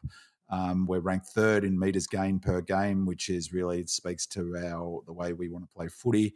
We're ranked first in turnovers per game. We're ranked first in defensive one-on-ones in the AFL. And we're ranked second in tackles inside 50 per game. And I reckon that's a really important stat, because if you remember last year, we were 18th for that stat for most of the season, and we improved as we got closer to the finals, but really never, we're in the top bracket for tackles inside 50. That's been a massive, massive change for our game. So you will have seen it on the on AFL 360 and those shows through the year, and that the premiership quadrant that they show, where in defence and our ability to stop the opposition scoring on transition, and for us to score on transition. You'll hear also people talk about the football now. Modern footy is all about the transition. We are number one. We're the best in the AFL, or second in both of those categories of stopping the opposition, doing anything with the transition, and scoring ourselves when we transition the footy. Combine those two things and you get a team that's extremely hard to score against, and who can put on and score quickly. And for me, the way this season is tracking is we're now looking in the way we play our games very much like the back end of 21, with that real emphasis on defense again, and above all, probably the thing I would say about our defense from a system point of view that's most notable is how strong our all-team defense is, how strong our structure is. And you will have seen it, in all of the games when we stop the opposition moving the ball when they don't want to, they want to move it and we stop it. We did that against Hawthorn really well. That's about those two things. It's about all players on the ground, gut running to cover, on all-team defense, and their incredibly sophisticated and ability to keep their shape. You'll often hear the commentators talk about defensive shape. That's what they're talking about, the way if they do cross the ball, the opposition switch to the other side of the MCG, say, is that ability for our defensive system to move across with it. And probably the thing that Goodwin's brought into the game, I think, is having that sweeper roll back and having a player there's always a player between the person who's got the footy and our goal is always a Demon player there when our system's working well.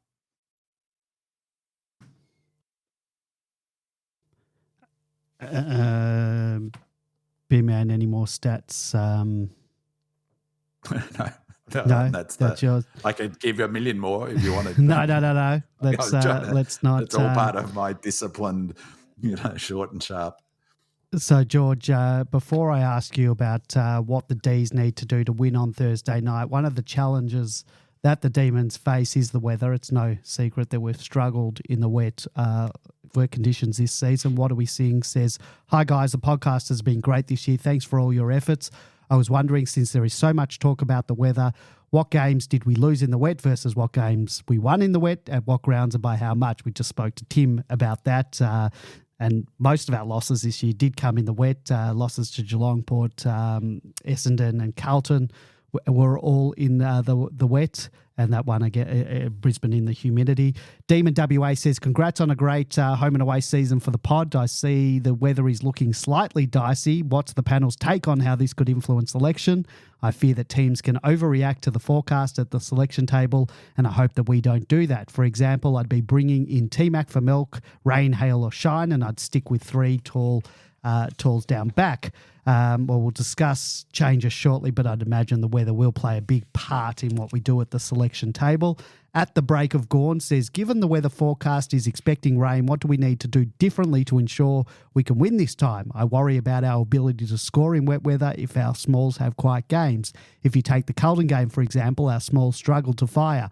Collingwood has superior forwards in wet weather games. Myercheck, who's a pretty agile player, Elliott, Hill, McCreary, all will trouble us. Oh My D's asks, if it rains as expected on Thursday, in what ways would it hurt Collingwood's game style? And Rue Beauty says, I need Big Man to provide me with some confidence going into Thursday's game. I was extremely confident that we'd win this week right up until I checked the weather forecast. We've been horrible in wet conditions all year, so I'm hoping the rain also has a negative effect on the Pies.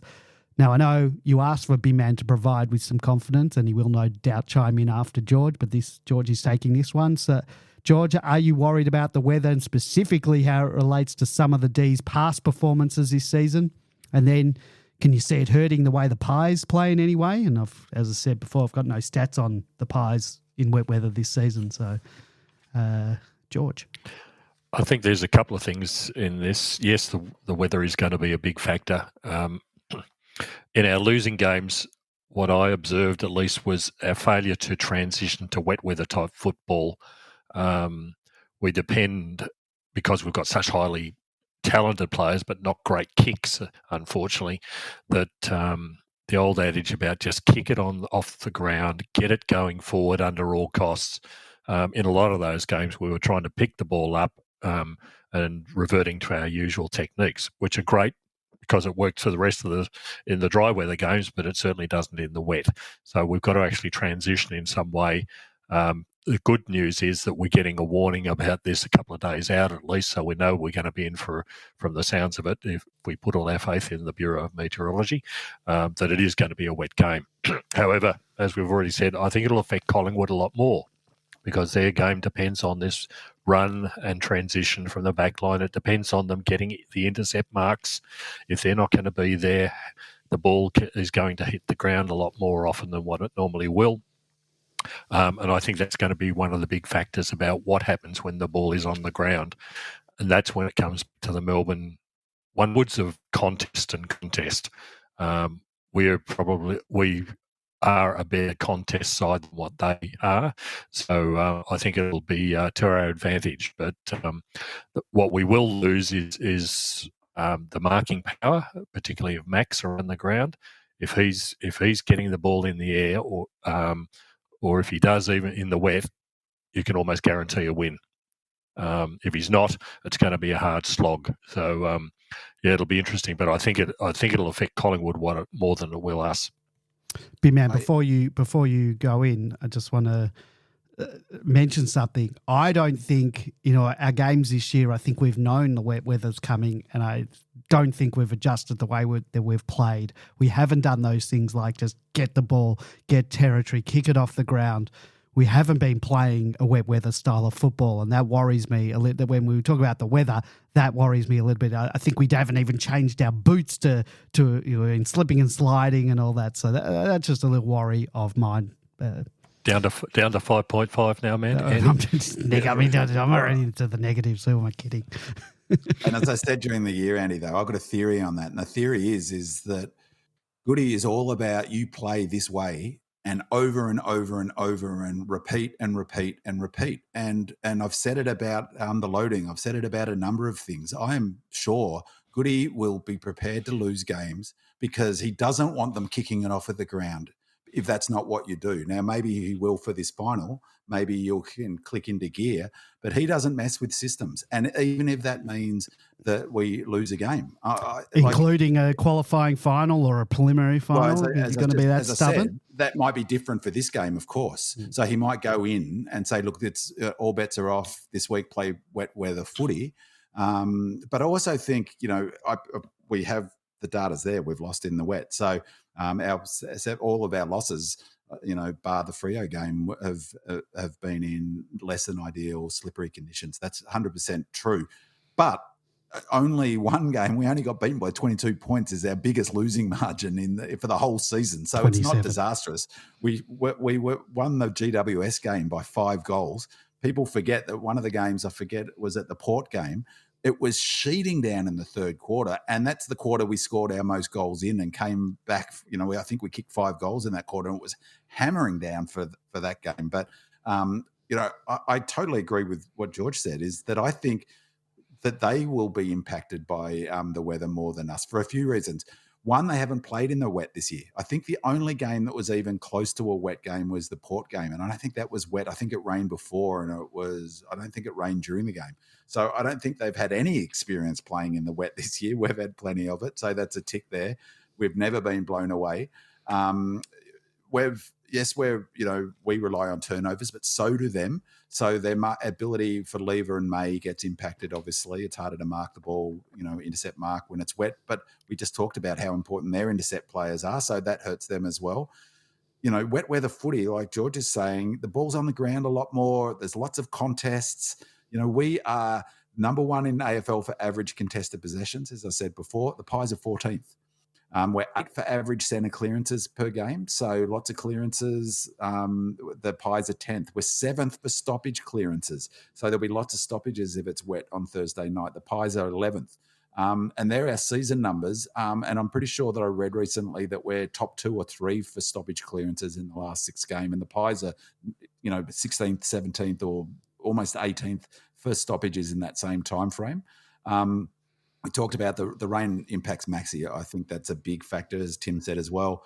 But like George said, their whole game plan, the Pies' whole game plan is built around chaining it out from contest to an outside receiver, that player executing high-risk, difficult kicks, and wet weather makes that really, really hard. That's a model that's really hard to play because every handball and kick is a risk of them messing it up because it's slippery and creating a turnover result. And conversely, our game plan, as I said before, is built around getting territory, dominating time in forward half, winning inside 50 counts, keeping it trapped in our forward half, tackling inside 50.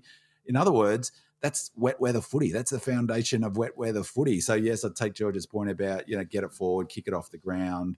But getting it forward, getting territory is the Melbourne, DNA. So it should suit us certainly more than the Pies. Means more contests, more ground balls. We'll smash them in the contest. We're 2nd for ground ball gets, which is a huge stat in the wet. The Pies are 15th. We're 2nd for tackles inside 50, which is huge on a wet night. Pies are 16th.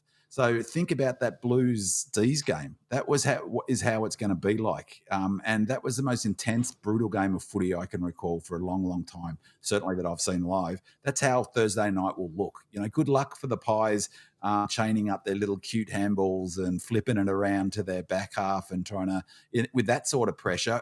And when it's wet, I just cannot see them being able to manage it. So, and for all the talk about Maxi, of course it negates. But, where it negates, as Tim said and George says, is it takes away his relative advantage in marking. And that's a huge part of our game plan because we force teams to kick down the line when we take away their run and we want to go down the line and we've got Maxi there to be the player. But he's still a brilliant athlete. So even if you take his marking away, he's a brilliant athlete who can win his own ball. And, of course, he's the best ruck in the AFL by country mile. In comparison, they've got Cox and Cameron, and they're both just average players. Neither have Maxi's ruck craft or his athleticism, and they won't be able to mark either. So they've got a huge conundrum. Do they play just Cameron against Maxi? Maxi will kill him. Or do they bring in Cox? Well, Cox in the wet weather is going to be, without his ability to clunk marks, he's a liability. So I think, totally agree with George. I think the weather conditions are a horror show for the Pies, notwithstanding our record in it. And again, I'll point out that if you take out the 22 points it was against the Bombers, or 27. We were right in the Geelong game. We should have won the Port game. We won the GWS game on expected score by 35 points. So, I think that I think it's a bit of an anomaly, actually, and I think Pies will really, really struggle. You rattled off all these stats where the Pies are very low down on rankings. And getting lower. And their season stats, and they've dropped in all of those keys. Like ground ball gets, I think they're 17th now for the last 6 weeks of the game of the season. They're 17th for ground ball gets. Wet footy's all about ground ball gets. So that's a shocking number for a team that again, remember McRae when he was asked about what they needed to turn around 3-4 weeks ago, he said pressure in the contest because they were getting smashed in the pressure in the contest. That's not a good sign coming into finals. How did this second-rate team finish top of the ladder based on those stats? Well, it's the most overrated football team in my football supporting lifetime.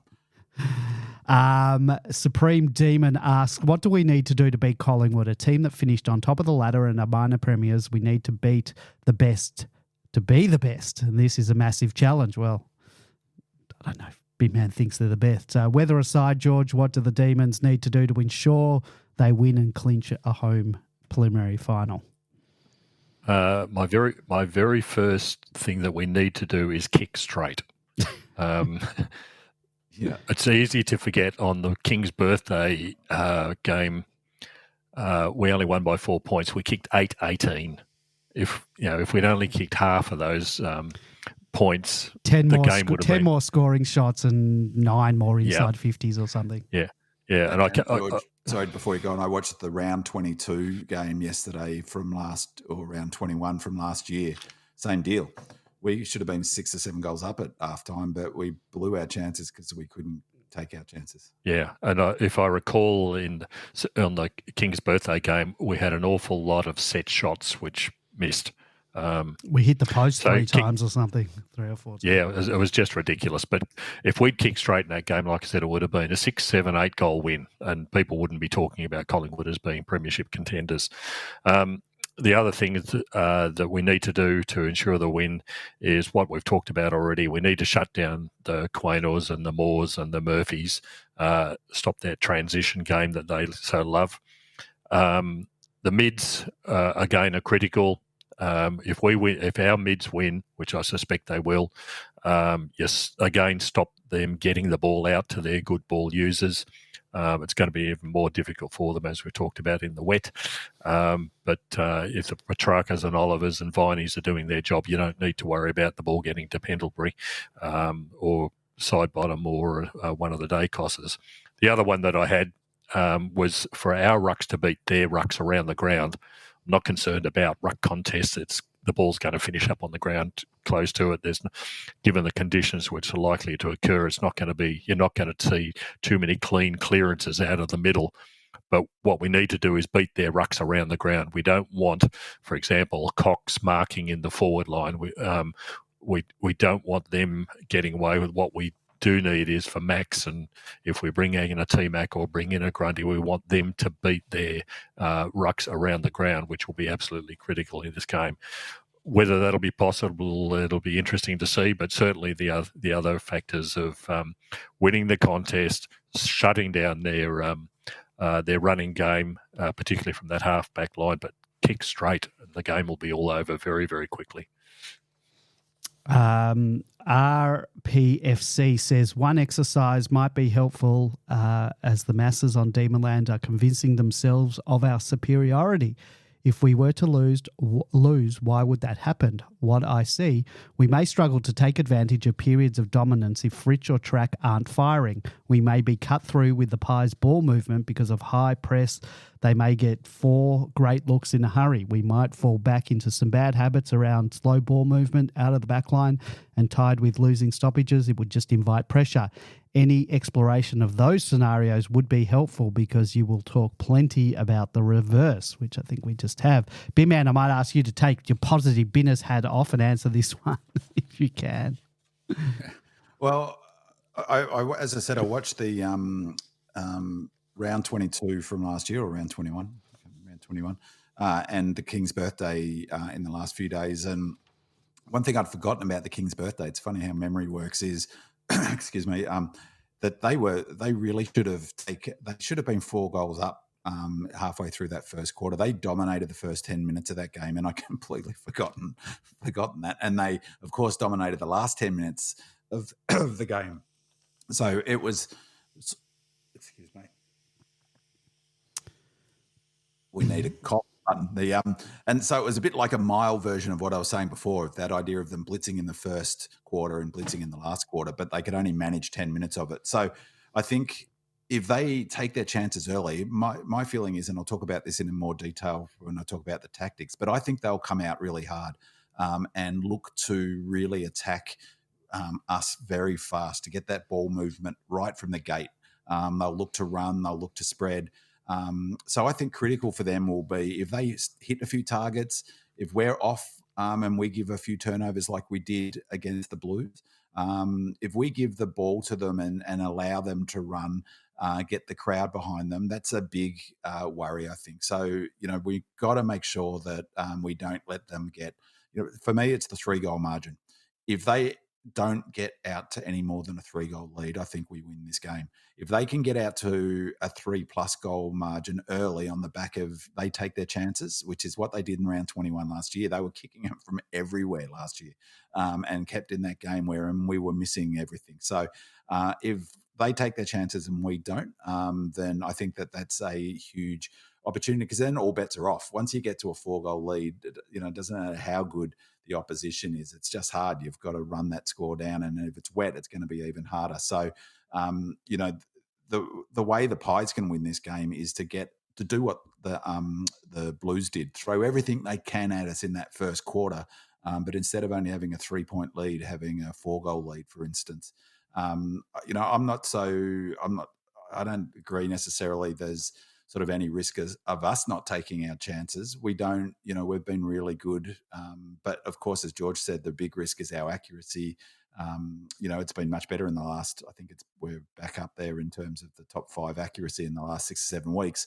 As I've talked about a fair bit, I think that's fatigue related. If they get going, they get confident, they get the crowd behind them, and they do get that fast ball movement.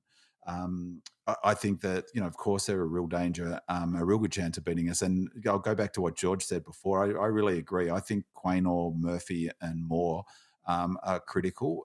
If they beat us down back, intercept and kickstart those forward movements, I think they'll go a long way to beating us if that happens.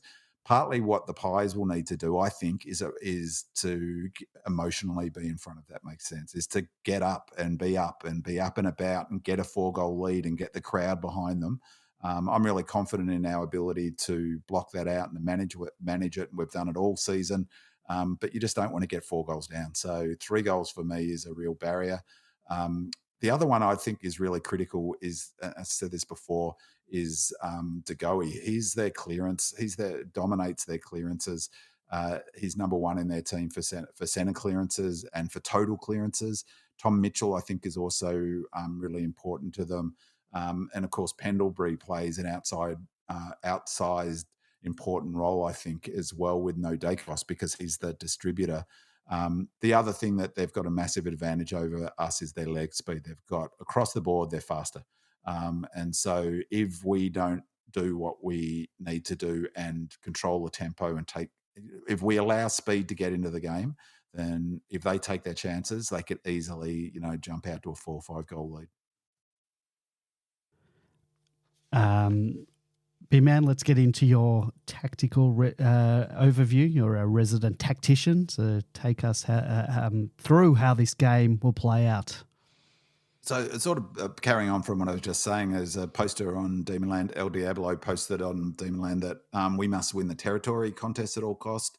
And he asked me on Demonland what I thought the single most important thing we needed to replicate from the King's birthday victory is. And my reply was that I agree, winning territory is key, but also so is scoring from turnover. Positive turnover differential is also key. And as I've mentioned before, winning and contested ball and pressure is critical. But those things are key in all of our games. The most critical thing for us as I've talked about a little while before, is our defensive system. That's our most critical element. It's our one wood. It's our point of difference. And as a point of difference, it's a much better point of difference to have than a fast transition game, because if you take away our one wood in our defensive system, well, we might leak a few more goals. If you take away the Pies' one wood, their ability to transition from the back half, they can't score any goals. So, their scoring is completely dried up as teams have gone to work on particularly on denying that handball out to the receiver. But when I talk about our defense system, I mean our all-team defense, not just our back seven. Leaving aside the fact we want to negate the Pies' ability to transition fast anytime we play them, there's just no way, as I was just saying then, we wanted to get into a fast transition game with the Pies on King's birthday because they've got us for pure leg speed. We weren't fully wound up fitness-wise then, but nor were the Pies, it must be said, in that game.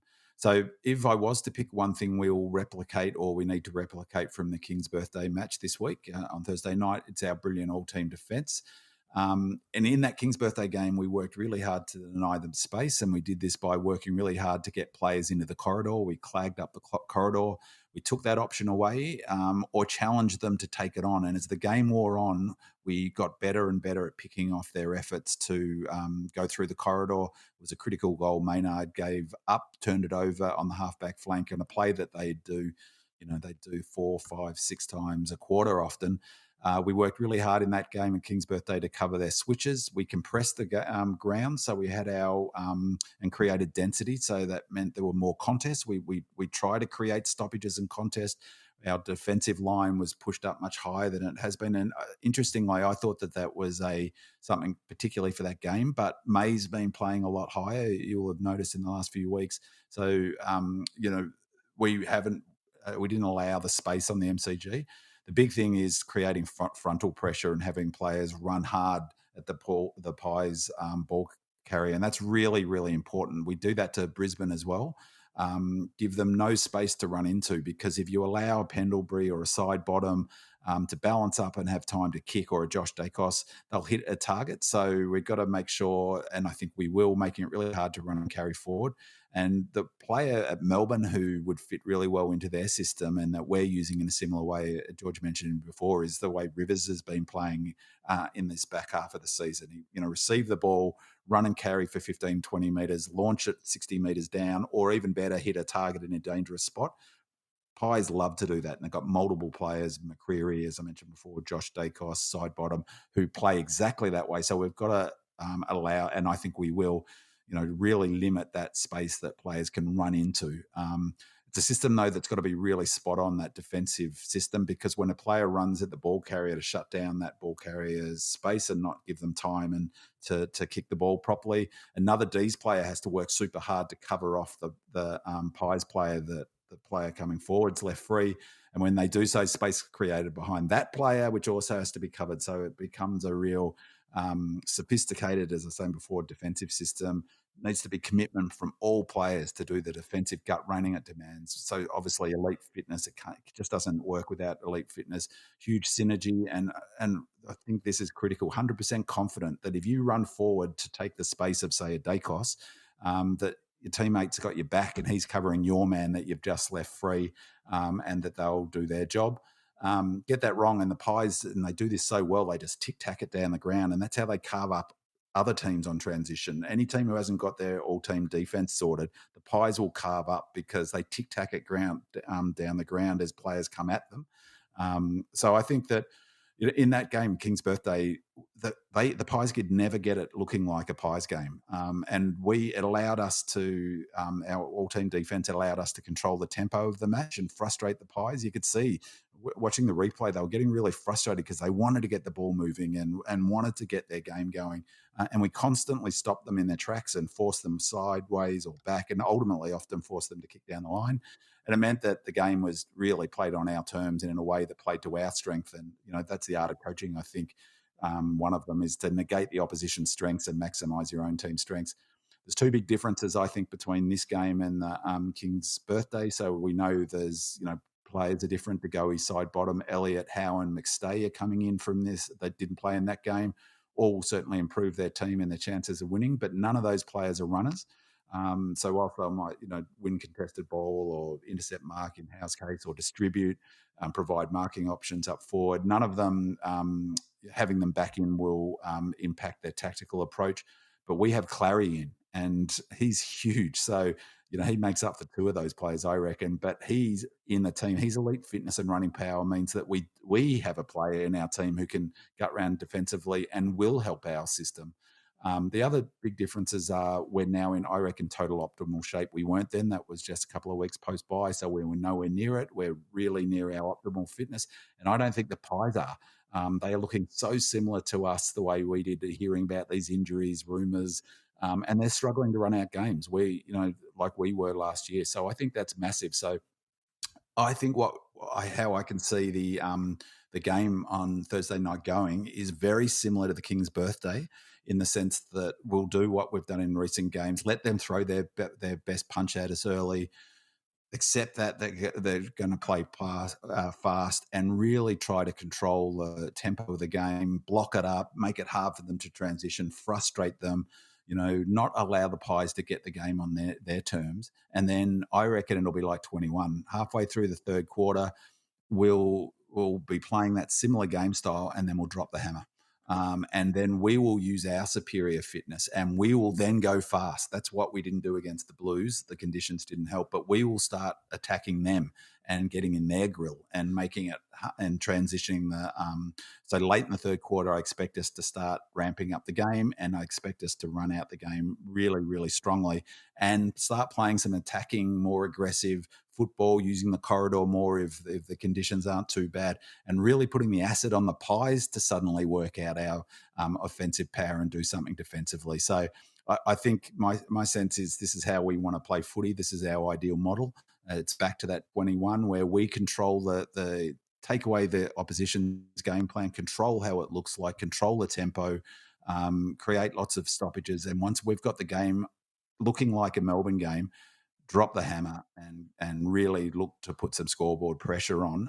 And I could see us, if it was dry, I could see us really getting a hold of them late in the third quarter and then into the last quarter, because I think they've, defensive vulnerabilities will really struggle. One of the things I would think tactically will be interesting is George's point about how important Quaynor, Murphy and Moore are. It was interesting last week, Cos played almost out of the square. And he was really, he was flying for marks, jumping on people's head. Every time we played Pies in recent times, or in the last 3 times, Quaynor's lined up on Cos.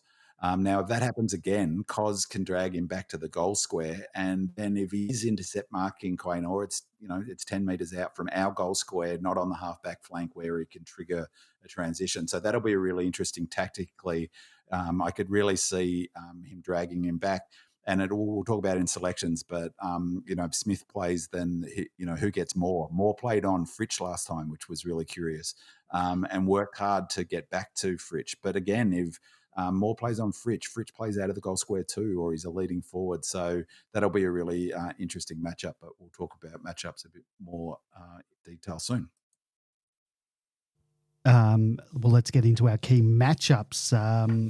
Mr. Freeze asks, what is the ace up the sleeve for both teams? The Pies will be aware we will counter their overlap in some way, as we showed this game plan in the King's birthday game. I don't think they will adjust their game plan much, but Degoe will be a major in for their clearance work. He shredded us last year. I think our ace in the sleeve remains Clayton Oliver. If let off the chain, he can accumulate massive numbers, but I have been loving his defensive mid-work, and I think he may sacrifice his individual numbers to use his physicality and pressure around the stoppage. Lefty says neither Steele Sidebottom nor Jordan Degoe played in our King's birthday clash. Do these inclusions worry you? Both have caused us trouble in the past. Red and Bluebeard says, thanks for the consistently excellent podcast, guys. Keep it up. Interesting to hear Gorn's comments recently about him being out of form when both he and Grundy were in the team a couple of months ago. How critical is Gorn's form to our chances of success against the Pies? And if Gorn is on song, is it better to have Grundy in the team for support, relieving JVR from rucking, which always gives me the jitters about the potential for injury, or just let Max run riot on his own? So, George, what are the key matchups in the middle? The middle's going to be the make or break to a certain extent of the game.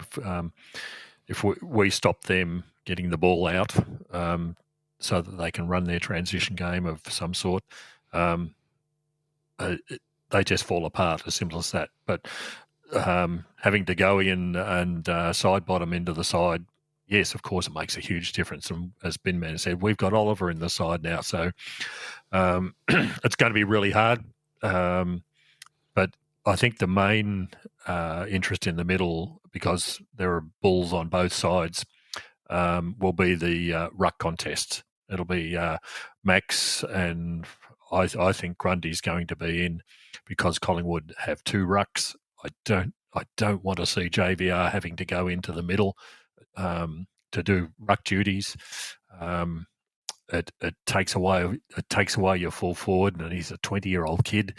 He'll get hammered if he has to come up against someone like Cox, for example, in the middle. So I think we'll see Grundy back in the middle. He can double up as a forward if needed, not very well, mind you, but he's a better ruck. So we need to be able to match them. I said before, it's how those players play around the ground, what influence they have around the ground more, that's going to be more important. Do they get the marking power? Do they deny the opposition the chance when they go into their own forward line? Cox has this habit of resting in the forward line and taking marks because he's 9 foot tall. If say a Grundy goes and follows him and denies him that opportunity, it takes away a lot of the Collingwood scoring power. So it's going to be interesting. It's going to be a great battle. Two teams with two sets of bulls going head to head, probably in wet conditions. It's I'm just glad that I'm not going to be in there. Let's get on to the backs. Supreme Demon asks, how do we combat Collingwood's 2 ruckmen in Darcy Cameron and Mason Cox? Of particular concern is who will play on Mason Cox if he drifts forward. Bigfoot says, excellent podcast again last week, fellas. Can't wait to get stuck into this one like we'll get stuck into the Pies on Thursday. One thing that worries me about the Pies is their forward line. Jamie Elliott always gives us trouble, as does Brody Myercheck. Let's not even mention Big Cox, as he too can cause headaches when drifting forward. Also, Dan McStay didn't play the last time we met, and if I recall correctly, he went down with an injury very early on in our qualifying final against the Lions in 2021, so we did not have to contend with him on that night. It's no secret that one of our biggest weaknesses down back is when the ball hits the deck, and they have a couple of crafty small forwards that can be very damaging in Hill and Ginnivan, whatever, however you say his name. What are the key matchups down back, and will we go the third tall, Disco or Tomo? George, what are the key matchups in defence? In defence, it's going to be difficult. Collingwood's forwards, their main forwards are all smalls, and I think that's going to be our difficulty, finding the right people to go on those smalls. I wouldn't be surprised if Hibbert came in this week. He's a very good match for someone like Elliott. But I think we'll stick with Disco Turner as part of the side. We've talked about the zone defences that are necessary. He knows how to play zone defence, and that is really, really critical. It was interesting listening to Jake Lever today, talking about having the confidence that playing with people like Stephen May and others it generates when they know exactly what they're doing, that allows them to play their best sort of game. So I see Disco as a really integral part of that for the future, but I think he's also for the now as well. But I think their small forwards are going to be the difficult ones. Who's playing on who? McVie, Bowie, Salo can do the jobs. It's just a question of who gets hold of who first. So it will be interesting. But I think our defensive structures are far better than their forward structures. I think Bobby Hill's going to be important in the conditions. He takes his chances. In the game, King's birthday, McVie took him, so I suspect he will again. Elliott does give us trouble, but fortunately his radar's been off in the last. Hopefully that continues. Hopefully he doesn't get any shots at goals. But it's going to be fascinating. I think Disco will retain his spot, but some of those matchups will be interesting. But I don't rate their forward line. I don't think it's actually that good a forward line. Their offensive power, their ability to score is based on their transition game. And it's like I've talked about when we're on as well, we are running it into an open forward line because we've got players ahead of the ball. We're moving it so quickly the defences can't get set. And in addition, like the Pies, when they're their very best, they have 2-3 players running ahead of the ball who can be an option. That's where they generate their scoring from. And that's, as I was noting before, why they have so many marks inside 50, because they gamble to an extent and have players cheat and get forward of the ball, but they run super hard forward. I don't think they've got that running power at the moment. And if you're relying on Myercheck, he's been well and truly off the boil now since the bye. Elliott, they've been so struggling up forward. They've chucked Howe up there a number of times, both in games and his starter games up there. So, their forward line doesn't worry me nearly as much, say, as a Brisbane. And I think so, regardless of how the matchup looks, the critical thing will be putting a slow on their ability to transition it so that we can set up. And then it doesn't really matter, the one-on-ones, but I expect McVie will take Hill. All right, let's get into the forwards. Roosted Far asks, how do we stop Moore, Quaynor and Murphy from intercepting our forward movements? George, so not only have we lost our best defensive forward in Jake Milsham, but the Pies do have three really good interceptors of varying sizes. We've talked a little bit about that. Is there anything you want to add in terms of combating their defensive, their intercepting defenders? No, we've talked about this, and it all comes back to good old-fashioned discipline. That you just cannot allow these players to get the ball intercepting unfettered. You've got to make it a contest each and every time. If they win the contest, well, so be it. But you can't allow them freedom of movement to be able to deliver it up the ground, because when they're allowed to do that, then the ball will move from one end of the ground to the other very quickly. So it's going to be a big ask. Melsham was doing the job particularly well before he was injured. We've got Smith needs to be given one of those roles to be able to not just go for the mark, but you've got to stop them getting Moore in particular getting the mark. Somebody's got to shut down Quain or stop that run. Make him go sideways if you need to, but do something.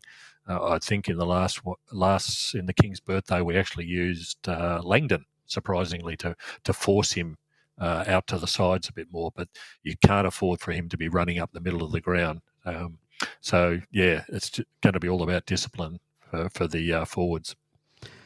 D Future 15 says, I still have the thought that the Gaundy experiment is not over yet. I think that Max will play around the ground and behind the ball, and Grundy will take the centre bounce with his leap and ground ball skills. It'd be good if Grundy was leading to May on the other flank opposite Max. If we bomb the ball inside 50, we'll be wasting our opportunities even with T-Mac as an inclusion. Make JVR the target and lower the eyes to aid Fritsch and let Smith leap. Chandler, Cozzy and Nibbler can contribute and Track can also be a target. The flexibility we have on field should see us win. Am I overthinking this? Thanks for the podcast, guys. D. Old Fart says, seemed that this one or a very similar question has been on the agenda for most of the season. Who will our key forwards be now that the injury curse has once again deprived us of a first-choice player? Love your work as always, guys. It just becomes even more critical now that we have reached the pointy end of the season. So I don't think a week has gone by this season that we haven't had to talk about the makeup of our forward line. We've had injuries to Ben Brown, Tom McDonald, Harrison Petty, Bailey Fritsch, and now Jake Milsham. We've had both Gawn and Grundy roll through the forward line, Joel Smith go forward, then back and forward again. The saving grace has been that no matter what the makeup of our forward line this season has been, we've rarely struggled to kick a winning score, despite that being the biggest knock that most of the pundits in the media had about us this season. So, boys, what does our forward line look like this week? B-Man, I'll start with you. Well, as saving graces go, forward line that's struggling that still scores more than the opposition regularly. It's not a bad saving grace. Well, considering the injury toll we've had, you would have expected us to fall in a heap, particularly because that's what they said we would struggle with all year, and we clearly haven't. We're, I think, the fourth or the fifth highest scoring team of the season, even with all that. Partly, this is a tangent, but it goes back to what George has talked about a lot, is the system. We've got a system that you can, the system protects us from a lot of, players out, or, it goes a long way to protecting Melbourne in all parts of our game, including our forward line. So I think that's been a major factor. I didn't dodge this question. I just cannot land on what I think the forward line is. I think the weather will have a factor. Do you bring Tommy Mack in? I can't see them bringing in. I can see totally the logic in Grundy, but to be honest, he just didn't do enough in that Blues game, and I don't think he will play. And I think the major reason he won't play is his lack of leg speed. That's their advantage. That's what we've got to. That's their big advantage over us. Is how quick they are over the ground. So we can look to minimise that structurally and doing what I was saying before by controlling the tempo and creating density. But we can also help that along by, not selecting players who are slow. And, I'd have to say that that's been probably my biggest knock on Grundy is his lack of leg speed. So, but I can see the logic for it. But the same argument could be made for Tommy Mack coming back from a foot injury. So would he come in? I actually think they will go with Tommy Mack, and he'll come in, and I think Smith will stay in the side, which will be our forward line. I just think Tommy Mack, for the point that George made, is that you can't expect in a big final JVR to be doing the donkey work. It's like you want him close to goal, impact, always fresh, kicking clutch goals, leaping and jumping. Let Tommy Mack do the grunt work up and down the ground, running into Cox, running into Cameron. Cox will be snipey. He'll be looking to put knees in. I don't want, Cox, the way he plays, I've watched both those games, and he really looks to hurt, with these knees, and he's I don't like the way he goes about it. And he's exactly the sort of player who will look to hurt JVR in a ruck contest. So, like George, I don't want, JVR getting knocked from pillar to post. So I can see Tommy Mack, our forward line, basically Melksham out, Tommy Mack in, and otherwise the same forward line. Well, let's talk changes and the sub. Scroll says the $10 billion question this week is, does T-Mac come in to replace the injured Melk? Big Man says yes. Roosted Far asked T-Mac and or Grundy if Cox is teaming up with Cameron. That was the question. Supreme Demon, who replaces Jake Melksham, Brodie Grundy or Tom McDonald, or do we play both in the team? Leave it to Diva asks, what are the chances Tomo gets a Guernsey? George says, not a chance. Monocular says, what a huge game it'll be. Buzzing with anticipation of yet another insightful and stimulating podcast. Questions have mostly been asked already. The biggest ones are, of course, forward line, T-Mac's possible return, Smith role, Spargo versus Laurie, etc. The ruck plus or minus Grundy, defence Turner versus Tomlinson. Go Demons. Rue Beauty says Grundy can't possibly come in if it's wet, so T-Mac comes in for Melksham, Smith to play the negating role on Moore, and sounds like Bowie was training at full pace, so just the one change for me. Can't wait to listen tonight, boys. See you at the G on Thursday. Go D's. Also from Supreme Demon, seeing as Adam Tomlinson played a great game against Collingwood last time, does he go back into the side, or does the third tall defender spot now belong to Daniel Disco Turner?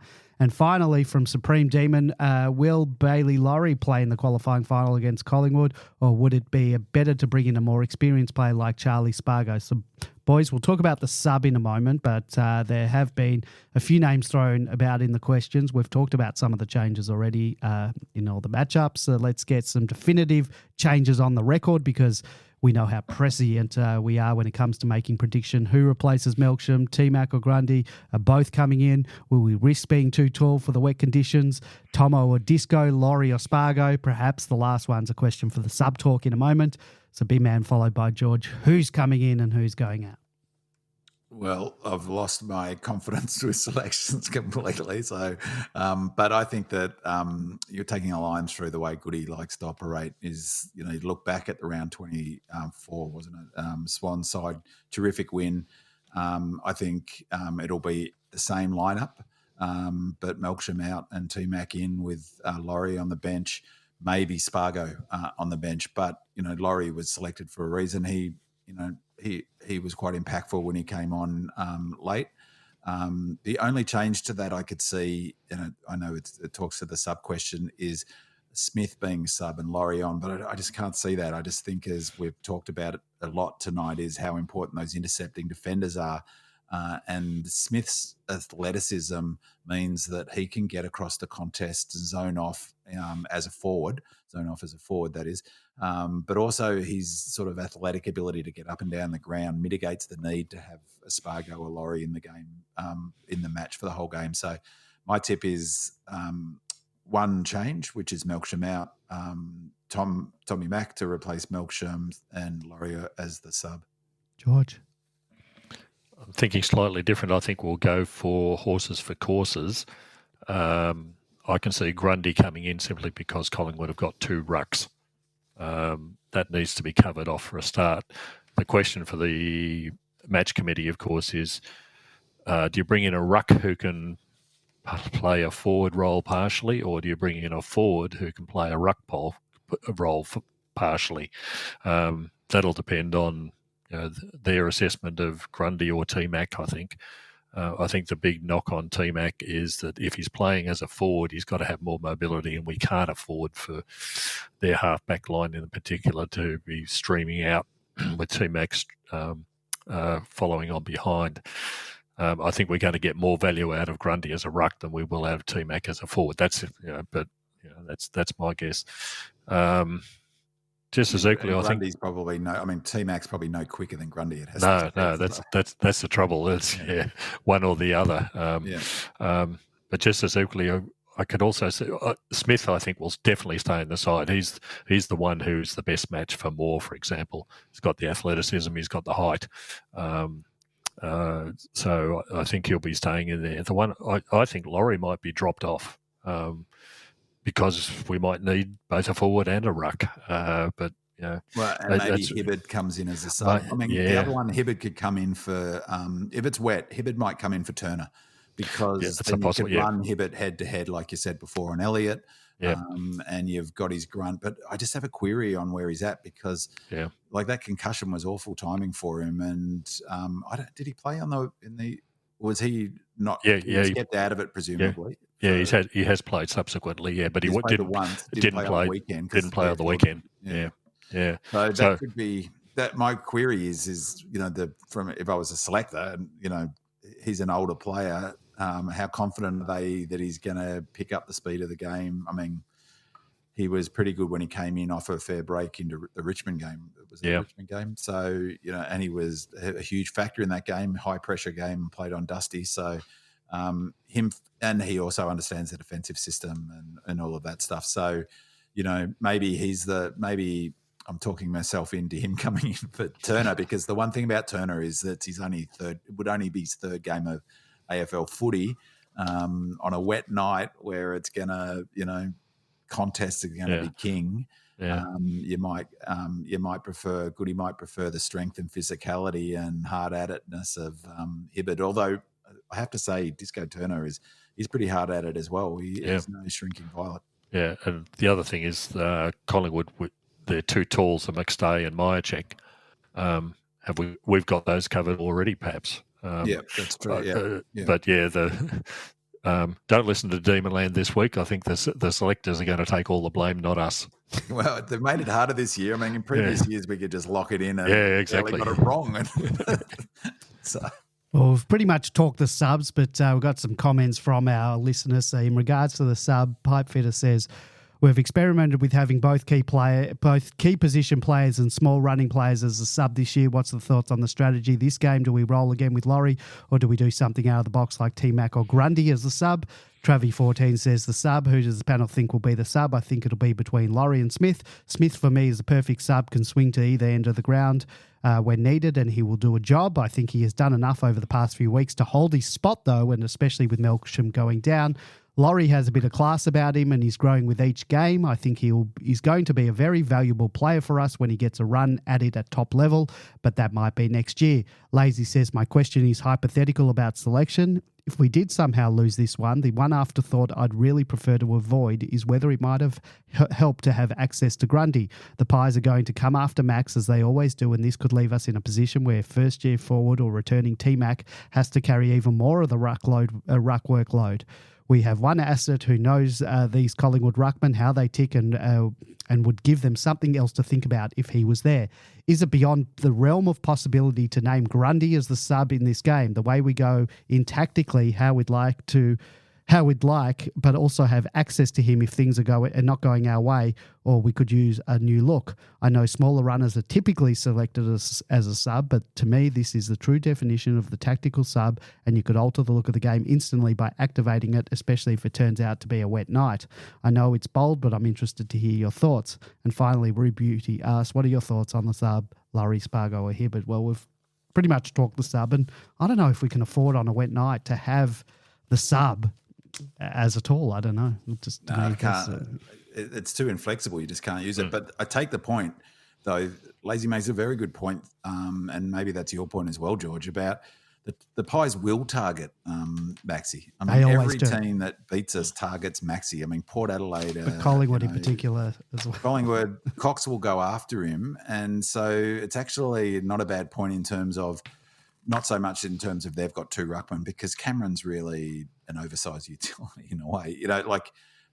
T-Mac can take him in the middle, but it's, it does give them ability to use Max in a different way, and maybe that's the tactical thing that they're keeping up their sleeve, is they're using Max in a way that surprises the opposition, because McRae's planning will be, all right, like I said, he's our best player, in terms of impact, he's our Nick Dacos. And so we would think about how we would put time into Nick Dacos if he was playing. They will obviously do the same thing to Maxi Gawn. They'll be, and if they do come out with a plan to be super physical with him and basically physically take him out of the game, having a ruckman like Grundy to be able to throw in there and take that heat isn't such a bad thing. So yeah, it will be really curious how they go with that for sure. Interesting, and I think selection for them will be interesting, because maybe they won't go with Cox in the wet. I don't know. As you said, the wet weather might just totally. Their problem though is that without him, Cameron can't run solo against Max, and they don't have another ruckman. I know that Frampton maybe can give a chop out, can't he? But Cox has been in good form for the last 6 weeks in any case. So he's almost their first ruck choice regardless.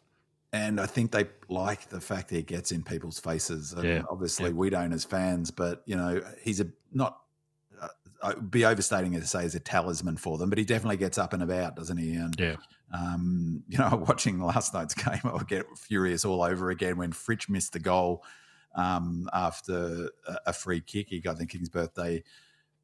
Who's straight into his face when he missed the shot? Cox, right into his face and giving him lip. And, he's the sort of player that can distract, I think. And so they'll want him in the team probably. If you recall the King's birthday game, Cox and Petrarca had a couple of words to each other as well. Absolutely. So there might be a bit of fire in this game. Predictions. We've talked systems, we've talked game plans, we've talked tactics, we've talked matchups, we've talked selections. It's now time to put your money where your mouth is and let me know your predictions for the match. Bin Man followed by George. Who's going to win this match, and what are you going to do in the Demons week off next weekend? I think Melbourne win this match. I'm really, really confident. I think as it's turned out, it's worked out brilliantly that we weren't awarded the points. We won the game against the Blues, but it's worked out really helpfully that we've finished fourth, not second, because even if I would have not been as confident playing Brisbane this week, if that's how in the qualifying final as I am against Collingwood. I think Collingwood are paddling at the moment. Then, as I said before, McRae and all the talk coming out of Collingwood about what do they need to turn around to get back to their best form was focus on pressure and contest. That's not what they need to get. They need to get their run back. They need to get their one wood, which is their speed, but they just don't look like, they look so much like we did last year, getting gassed late in quarters, getting gassed in the last quarter. They've fallen off a cliff in terms of their ability to win to outscore the opposition in the last quarter. They come in off that, what would you call that game against Essendon? Like, that was ridiculous. Like, Essendon's that was one of the worst defensive. I only watched the highlights, but it was appalling. Like, what sort of way to go into a final series? They won't know what hit them. The Pies won't, after that. Bruise free is the best description I can think of. Yeah. There was no defence, absolutely no defence. And no pressure on the ball carrier. No. And you could see it was interesting actually, because you can see how the Pies play in that game when you take away their pressure. Suddenly they're running in waves. Suddenly they're doing all their Hollywood handballs over their head, and it's all turning to gold. And, they've got players running ahead of the ball and party tricks here and all of that stuff.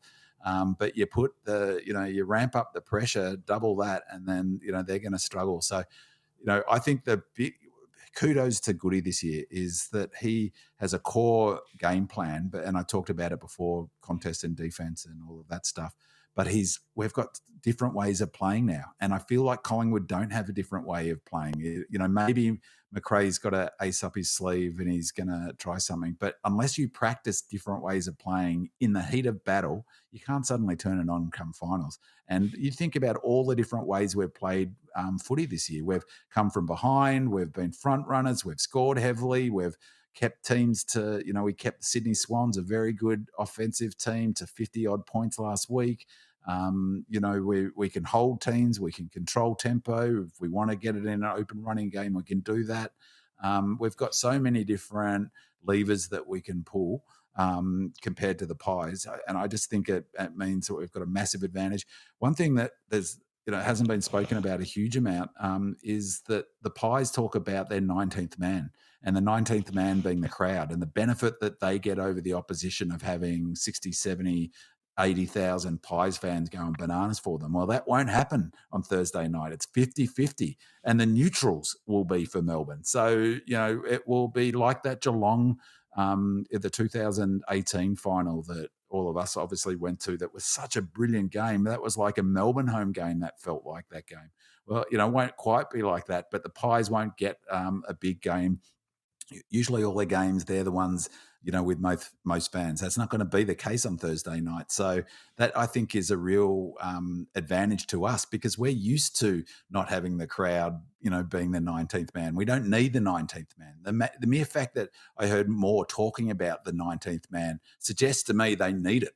Well, that's a worry, because they're not going to have it on Thursday night. So I'm really confident, as I said, that I could see the game, us controlling the tempo and looking to drop the hammer, 20 minutes into the third quarter, and getting out to a 3-4 goal lead. And once, if we can get past that 3-goal margin ourselves, then, I think that often what happens in these sorts of games is once the game's out of reach, the opposition are thinking about the prelim and no one wanting to get injured. So, anything could happen in that sense. My worry is that they get going early and the crowd does get behind them and they take their chances. And, so, if we get any more than 3 goals down, I'll be worried. But if they can never get a margin beyond 3 goals, I'm super confident we win this game.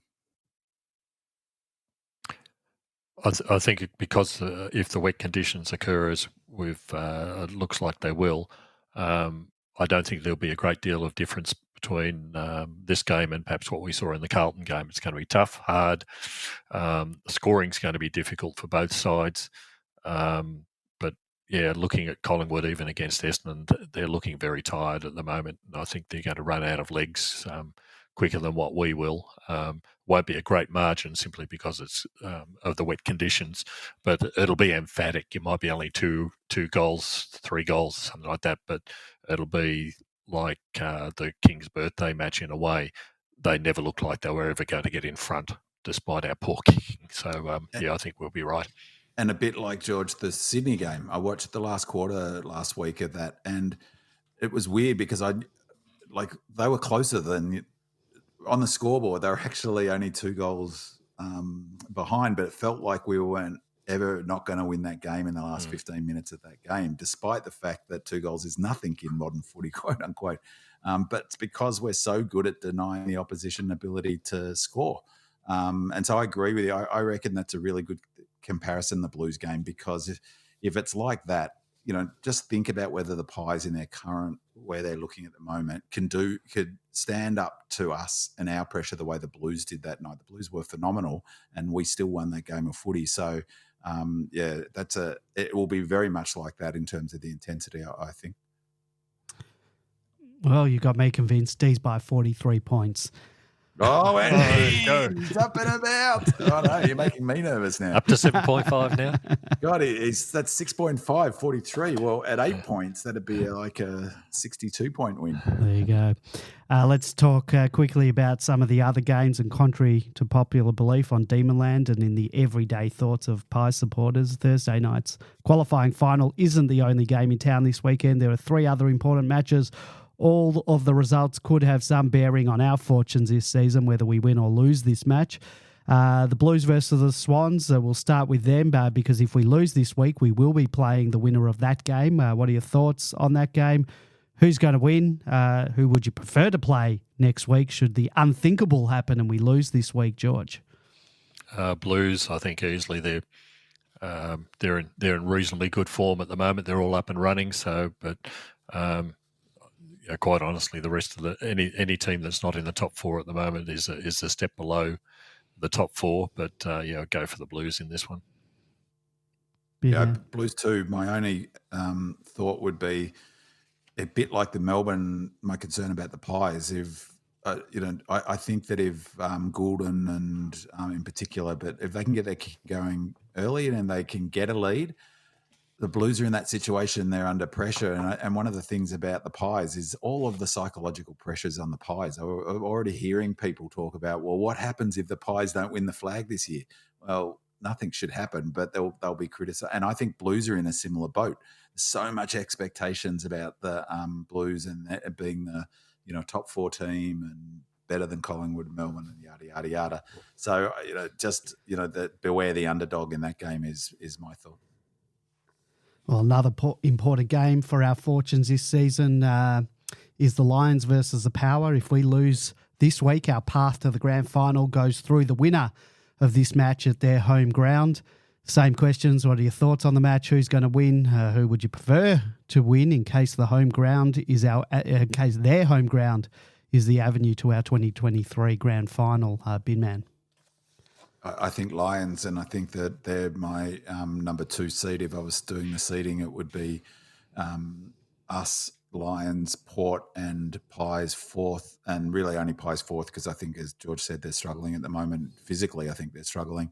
That is critical, Andy, because the loser of this ends up having to play at Brisbane in the prelim if they win the next week. So if Collingwood lose on Thursday night, they'll play, hopefully, the Blues.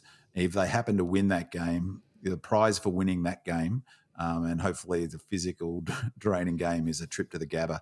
And so it's a massive leg up for them, Lions, to, if they win this game, which I expect they will, and this is the shortest of all of, it's interesting in the betting, this is the shortest of any team, the Lions, and they should be, then they've got, they're on the golden elevator to the grand final. George, anything you want to say about that it's game? pretty straightforward. I think the Lions at home are almost unbeatable and have been for a long, long time, not just this season. I think they've got far more options than what Port have. Port are a bit fragile, I think, in certain areas. Particularly defensively, and Brisbane will exploit that. They'll run hard at them. And particularly if the Hipwoods and Danaher's get a couple of early goals, that's it. It's all over very quickly. So, and the Port forward line, like I said, is a bit fragile. They just can't depend on Charlie Dixon or Marshall kicking a sufficient number of goals. Charlie's at the end of the run. I can't see Port doing anything. And they just rely too much. I mean, it's a bit like I was saying about Dacos. They just rely too much on Butters and Rosé. Yep. So any system that has 2 players who are fundamental, and again, you could say the same about Melbourne, although we could bring Grundy in. If we lost Max, we could bring an All-Australian ruck in, whereas if they lose Butters, there's no one sitting in the twos who's going to be anywhere near Butters. Saints versus Giants, and whilst the result of this match won't directly impact us in the short term, they could very well be a potential opponent for us in a preliminary or grand final. I don't think so, but again, same question, thoughts on the game, who's going to win? Do you have a preference? George, you can start. Simply on form, I think the way the Giants are playing is looking very, very impressive. The Saints... we played them a couple of weeks ago, and the way they play is to deny the opposition and keep themselves in the game as long as possible. The fortunate position for them is that they've got virtually a full list to choose from. Whether they've got sufficient talent to be able to play finals, I'm not quite sure. They're operating well as a team, but finals are a little bit more than that. You've got to have players like, in our case, the Petrarcas and the Olivers, who will make the difference at critical points. And I don't think the Saints have got that level of quality. No, and their system, if you're a Saints fan, you'd be furious how little credit they're getting for where they're finishing. But I think the GWS too, and it's not really a knock on the Saints. I think, defensively, they've got a really good system. They just don't have the quality, whereas the Giants do. They've got quality across all line. Himmelberg's playing the best footy of his career. Caniglio's just been brilliant this year. Arguably, behind Bont, there's probably Toby Green is right up there in the conversation with Track and Oliver for the best player, and Maxi is the best player in the AFL. What's really interesting about GWS is on a huge number of metrics, they're either in front of us or just behind us. So, for instance, meters gained, they're number one in the AFL. Number two. We're second in that area. They're number two for contested footy. Their game plan is extremely similar to ours. That's the way they go about defending is extremely similar to ours. I'm not sure if Taylor's going to get up, but he's a massive out if he's not playing. They were incredibly impressive last week. They're my smoky. If a team's going to win it from outside the four, I'm going with them ahead of the Blues because they've been in just as good form as the Blues. I think there's something like 6 out of the last 8 or something. All of their numbers are extremely similar to ours. I think they're number 2 for transition, stopping the opposition transition, number 1 for turnovers. They're a really impressive team. And they've got what Saints don't have. They've got some quality players who can, they've got like a great example was the loss that when they beat us. Josh Kelly, we're struggling to kick the ball. We're shanking it all over the joint. Josh Kelly, with his supreme skill, flushes a wet ball with a pouring rain from outside 50, and that's the winning goal. They've got that sort of quality. And so, I'm really looking forward to that game because tactically that'll be a fascinating game. And I'm really bullish about the Giants. So I hope they do well, except if they play us. Well, before we finish up, last week, the All-Australian team was announced, and the only Demon to get a jacket was Christian Petrarca, who earned his 4th All-Australian jacket. So massive congratulations to Track. He also came 4th in the AFL Coaches Award behind the winner, Zach Butters, and then behind Bontempelli and Dacos. Jack Viney was named in the All-Australian squad, and despite a great showing in the second half of the season, backed up by his 14th place in the Coaches Award, he was left out of the team. According to our mate Andrew Whelan from Wheelo Ratings, Viney was the 4th best player from round 13. According to Wheelo, Viney is 4th on the coaches' votes since round 13 and clearly number 1 for Melbourne during this time. He has polled in 10 out of a possible 11 games, which is more than any other player in the AFL. Bontempelli, Sarong, Rosé and Petrarca have all polled in 9 games during this time. Here are the most votes from rounds 13 to 24. Goulden on 69, Bontempelli 58, Sarong 53, Viney 52, and Lockie Neal 50. And the other Demons players in that time were Petrarca 37, Gawn 29, Brayshaw 17, and May 17. And I'm sure both of you have some thoughts on the All-Australian team. Were any other Ds stiffed based on their 2023 form? Seems strange that despite finishing 4th, we had one of the lowest turnouts in the All-Australian squad. And I guess we'll just have to win the flag just to teach them all a lesson. Big man. Any ranting on your behalf? Well, only Viney. There were 2 things that I thought. Actually, afterwards, I was thinking, who would I put in? Who would get in there? And I'd have Max in there all day, every day. So yeah, but based on his form for the entire year, he missed a chunk of games. He was down on form for a bit. Yeah, it depends how you measure it. Like, he was a major influence in at least 7 or 8 of our wins. Larky, great, he kicked 71 goals, but they won 2 games of footy. He wasn't winning games of footy for them. Maxie wins games of footy for us. 2 or 3 games where he was the difference. So, but leaving that aside, I definitely Viney deserved to get in. But the interesting thing for me was that I didn't really think, when I had to think about it, there was no one else who came to mind that I thought, yeah, actually, they were stiff not to get in the team. The one I think perhaps was, Rivers. I think Rivers had a much better year, maybe good enough for the squad of 40. The weird thing, though, is, and maybe it's a positive, is that we've got, everyone says we've got the best defence in the league, although some people are saying Giants as well now, but we've definitely got the best defence in the league. And we didn't have one defender in the All-Australian team.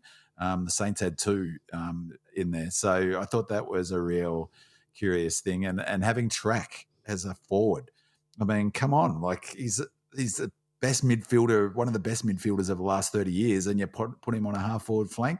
So you could squeeze in I don't know who they squeezed in on the interchange bench. So I think that was a bit stupid as well because he kicked goals, but he only played, 6 or 7 games where he played more than 60% of the time as a forward, wouldn't he? Yeah, well, if you're excluding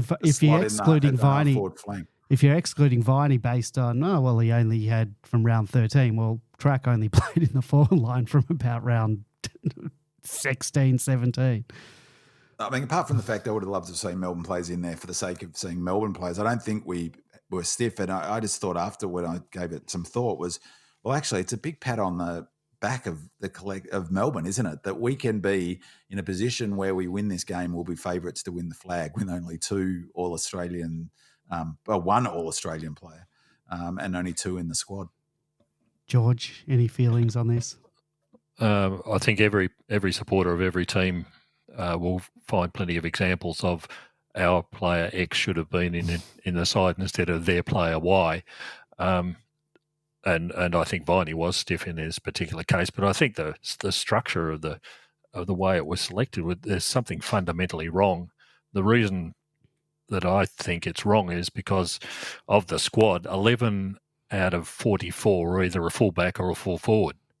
In the actual team, 7 out of the 22 were either a fullback or a full forward. And when you're putting people like Callum Wilkie, for crying out loud, as fullback in the side ahead of someone like Stephen May, for example, that really worries you. But you don't need 3 fullbacks in the side. You don't need 4 full forwards in the side. It was just ridiculous. And what that does is limit all the other great players that are in the around the ground from other teams. So I think there was an overemphasis on certainly fullback, full forward, and it just completely skewed the whole aspect of the All-Australian side. Yeah, I mean, the other thing that Josh Dacos, I mean, I don't know, maybe he had a brilliant enough year, but I heard someone say it was great this year because we had 2 genuine wingers that we could choose. I think it was Ling. He was one of the selectors. So I think it was Goulden and Josh Dacos. Well, if you want a pure winger, Hunter must be in that conversation then. So does Langdon. Langdon's not, maybe he hasn't had the year that Dacos. The other one that I thought was Moore. And, I like Moore. I think he's an excellent player, but he's defensively not, he can't shine Steve May's shoes defensively one-on-one. And, no way. Who would you choose if you're in the schoolyard? I would choose May all day, every day over Moore. And don't get me wrong, I think Moore is great, but I wouldn't have had him in the side. And I would have had Wiedering in the side ahead of Moore. I haven't looked at the numbers comparatively. Maybe Moore's numbers would look a bit better. But again, if I was picking them in the schoolyard, I'd pick Wiedering ahead of Moore. And that's no knock on Moore. I mean, he's a terrific player. I just don't think he's more of an offensive defender, if that makes sense. All right. I think we're going to leave it there for tonight. We're going to be back next week, hopefully commemorating a famous victory after booking a home preliminary final. Either way, we'll be here celebrating or commiserating and preparing for our next contest. If you want to listen to the show live, then please head on over to demonland.com on Monday nights at 8:30 p.m. Thank you to our 5-star reviewers on Apple Podcasts. Thank you to Undeniable, Terence in Belgium and Azkapar in New Zealand. Thank you to our voicemailer, Salty. Thank you to our callers, Noah, Kieran and Tim. Your questions and comments are an integral part of the show, so thank you to our Demonland posters who submitted questions and comments. Thank you to El Diablo14, Smurf, Oh My D's, What Say What, Roosted Far, What Are We Seeing, Demon WA, At the Break of Dawn, Rue Beauty, Supreme Demon, RPFC, Mr. Freeze, Lefty, Red and Blue Beard, Bigfoot, D Future 15, D Old Fart, Scroll, Leave It to Diva, Monocular, Pipe Fitter, Travi 14, Lazy, Wells 11 and Flower Magic. Thank you to my co-hosts, George and B-Man, and thank you to you, our loyal listeners. And don't forget to leave us a 5-star review and a comment on Apple Podcasts or wherever you get your podcast from. We'll read it out on next week's show. Don't forget to check out our YouTube channel to watch the show. Just search Demonland Podcast and please like and subscribe. See you next week. Go Demons. Relegers. Come on, demons.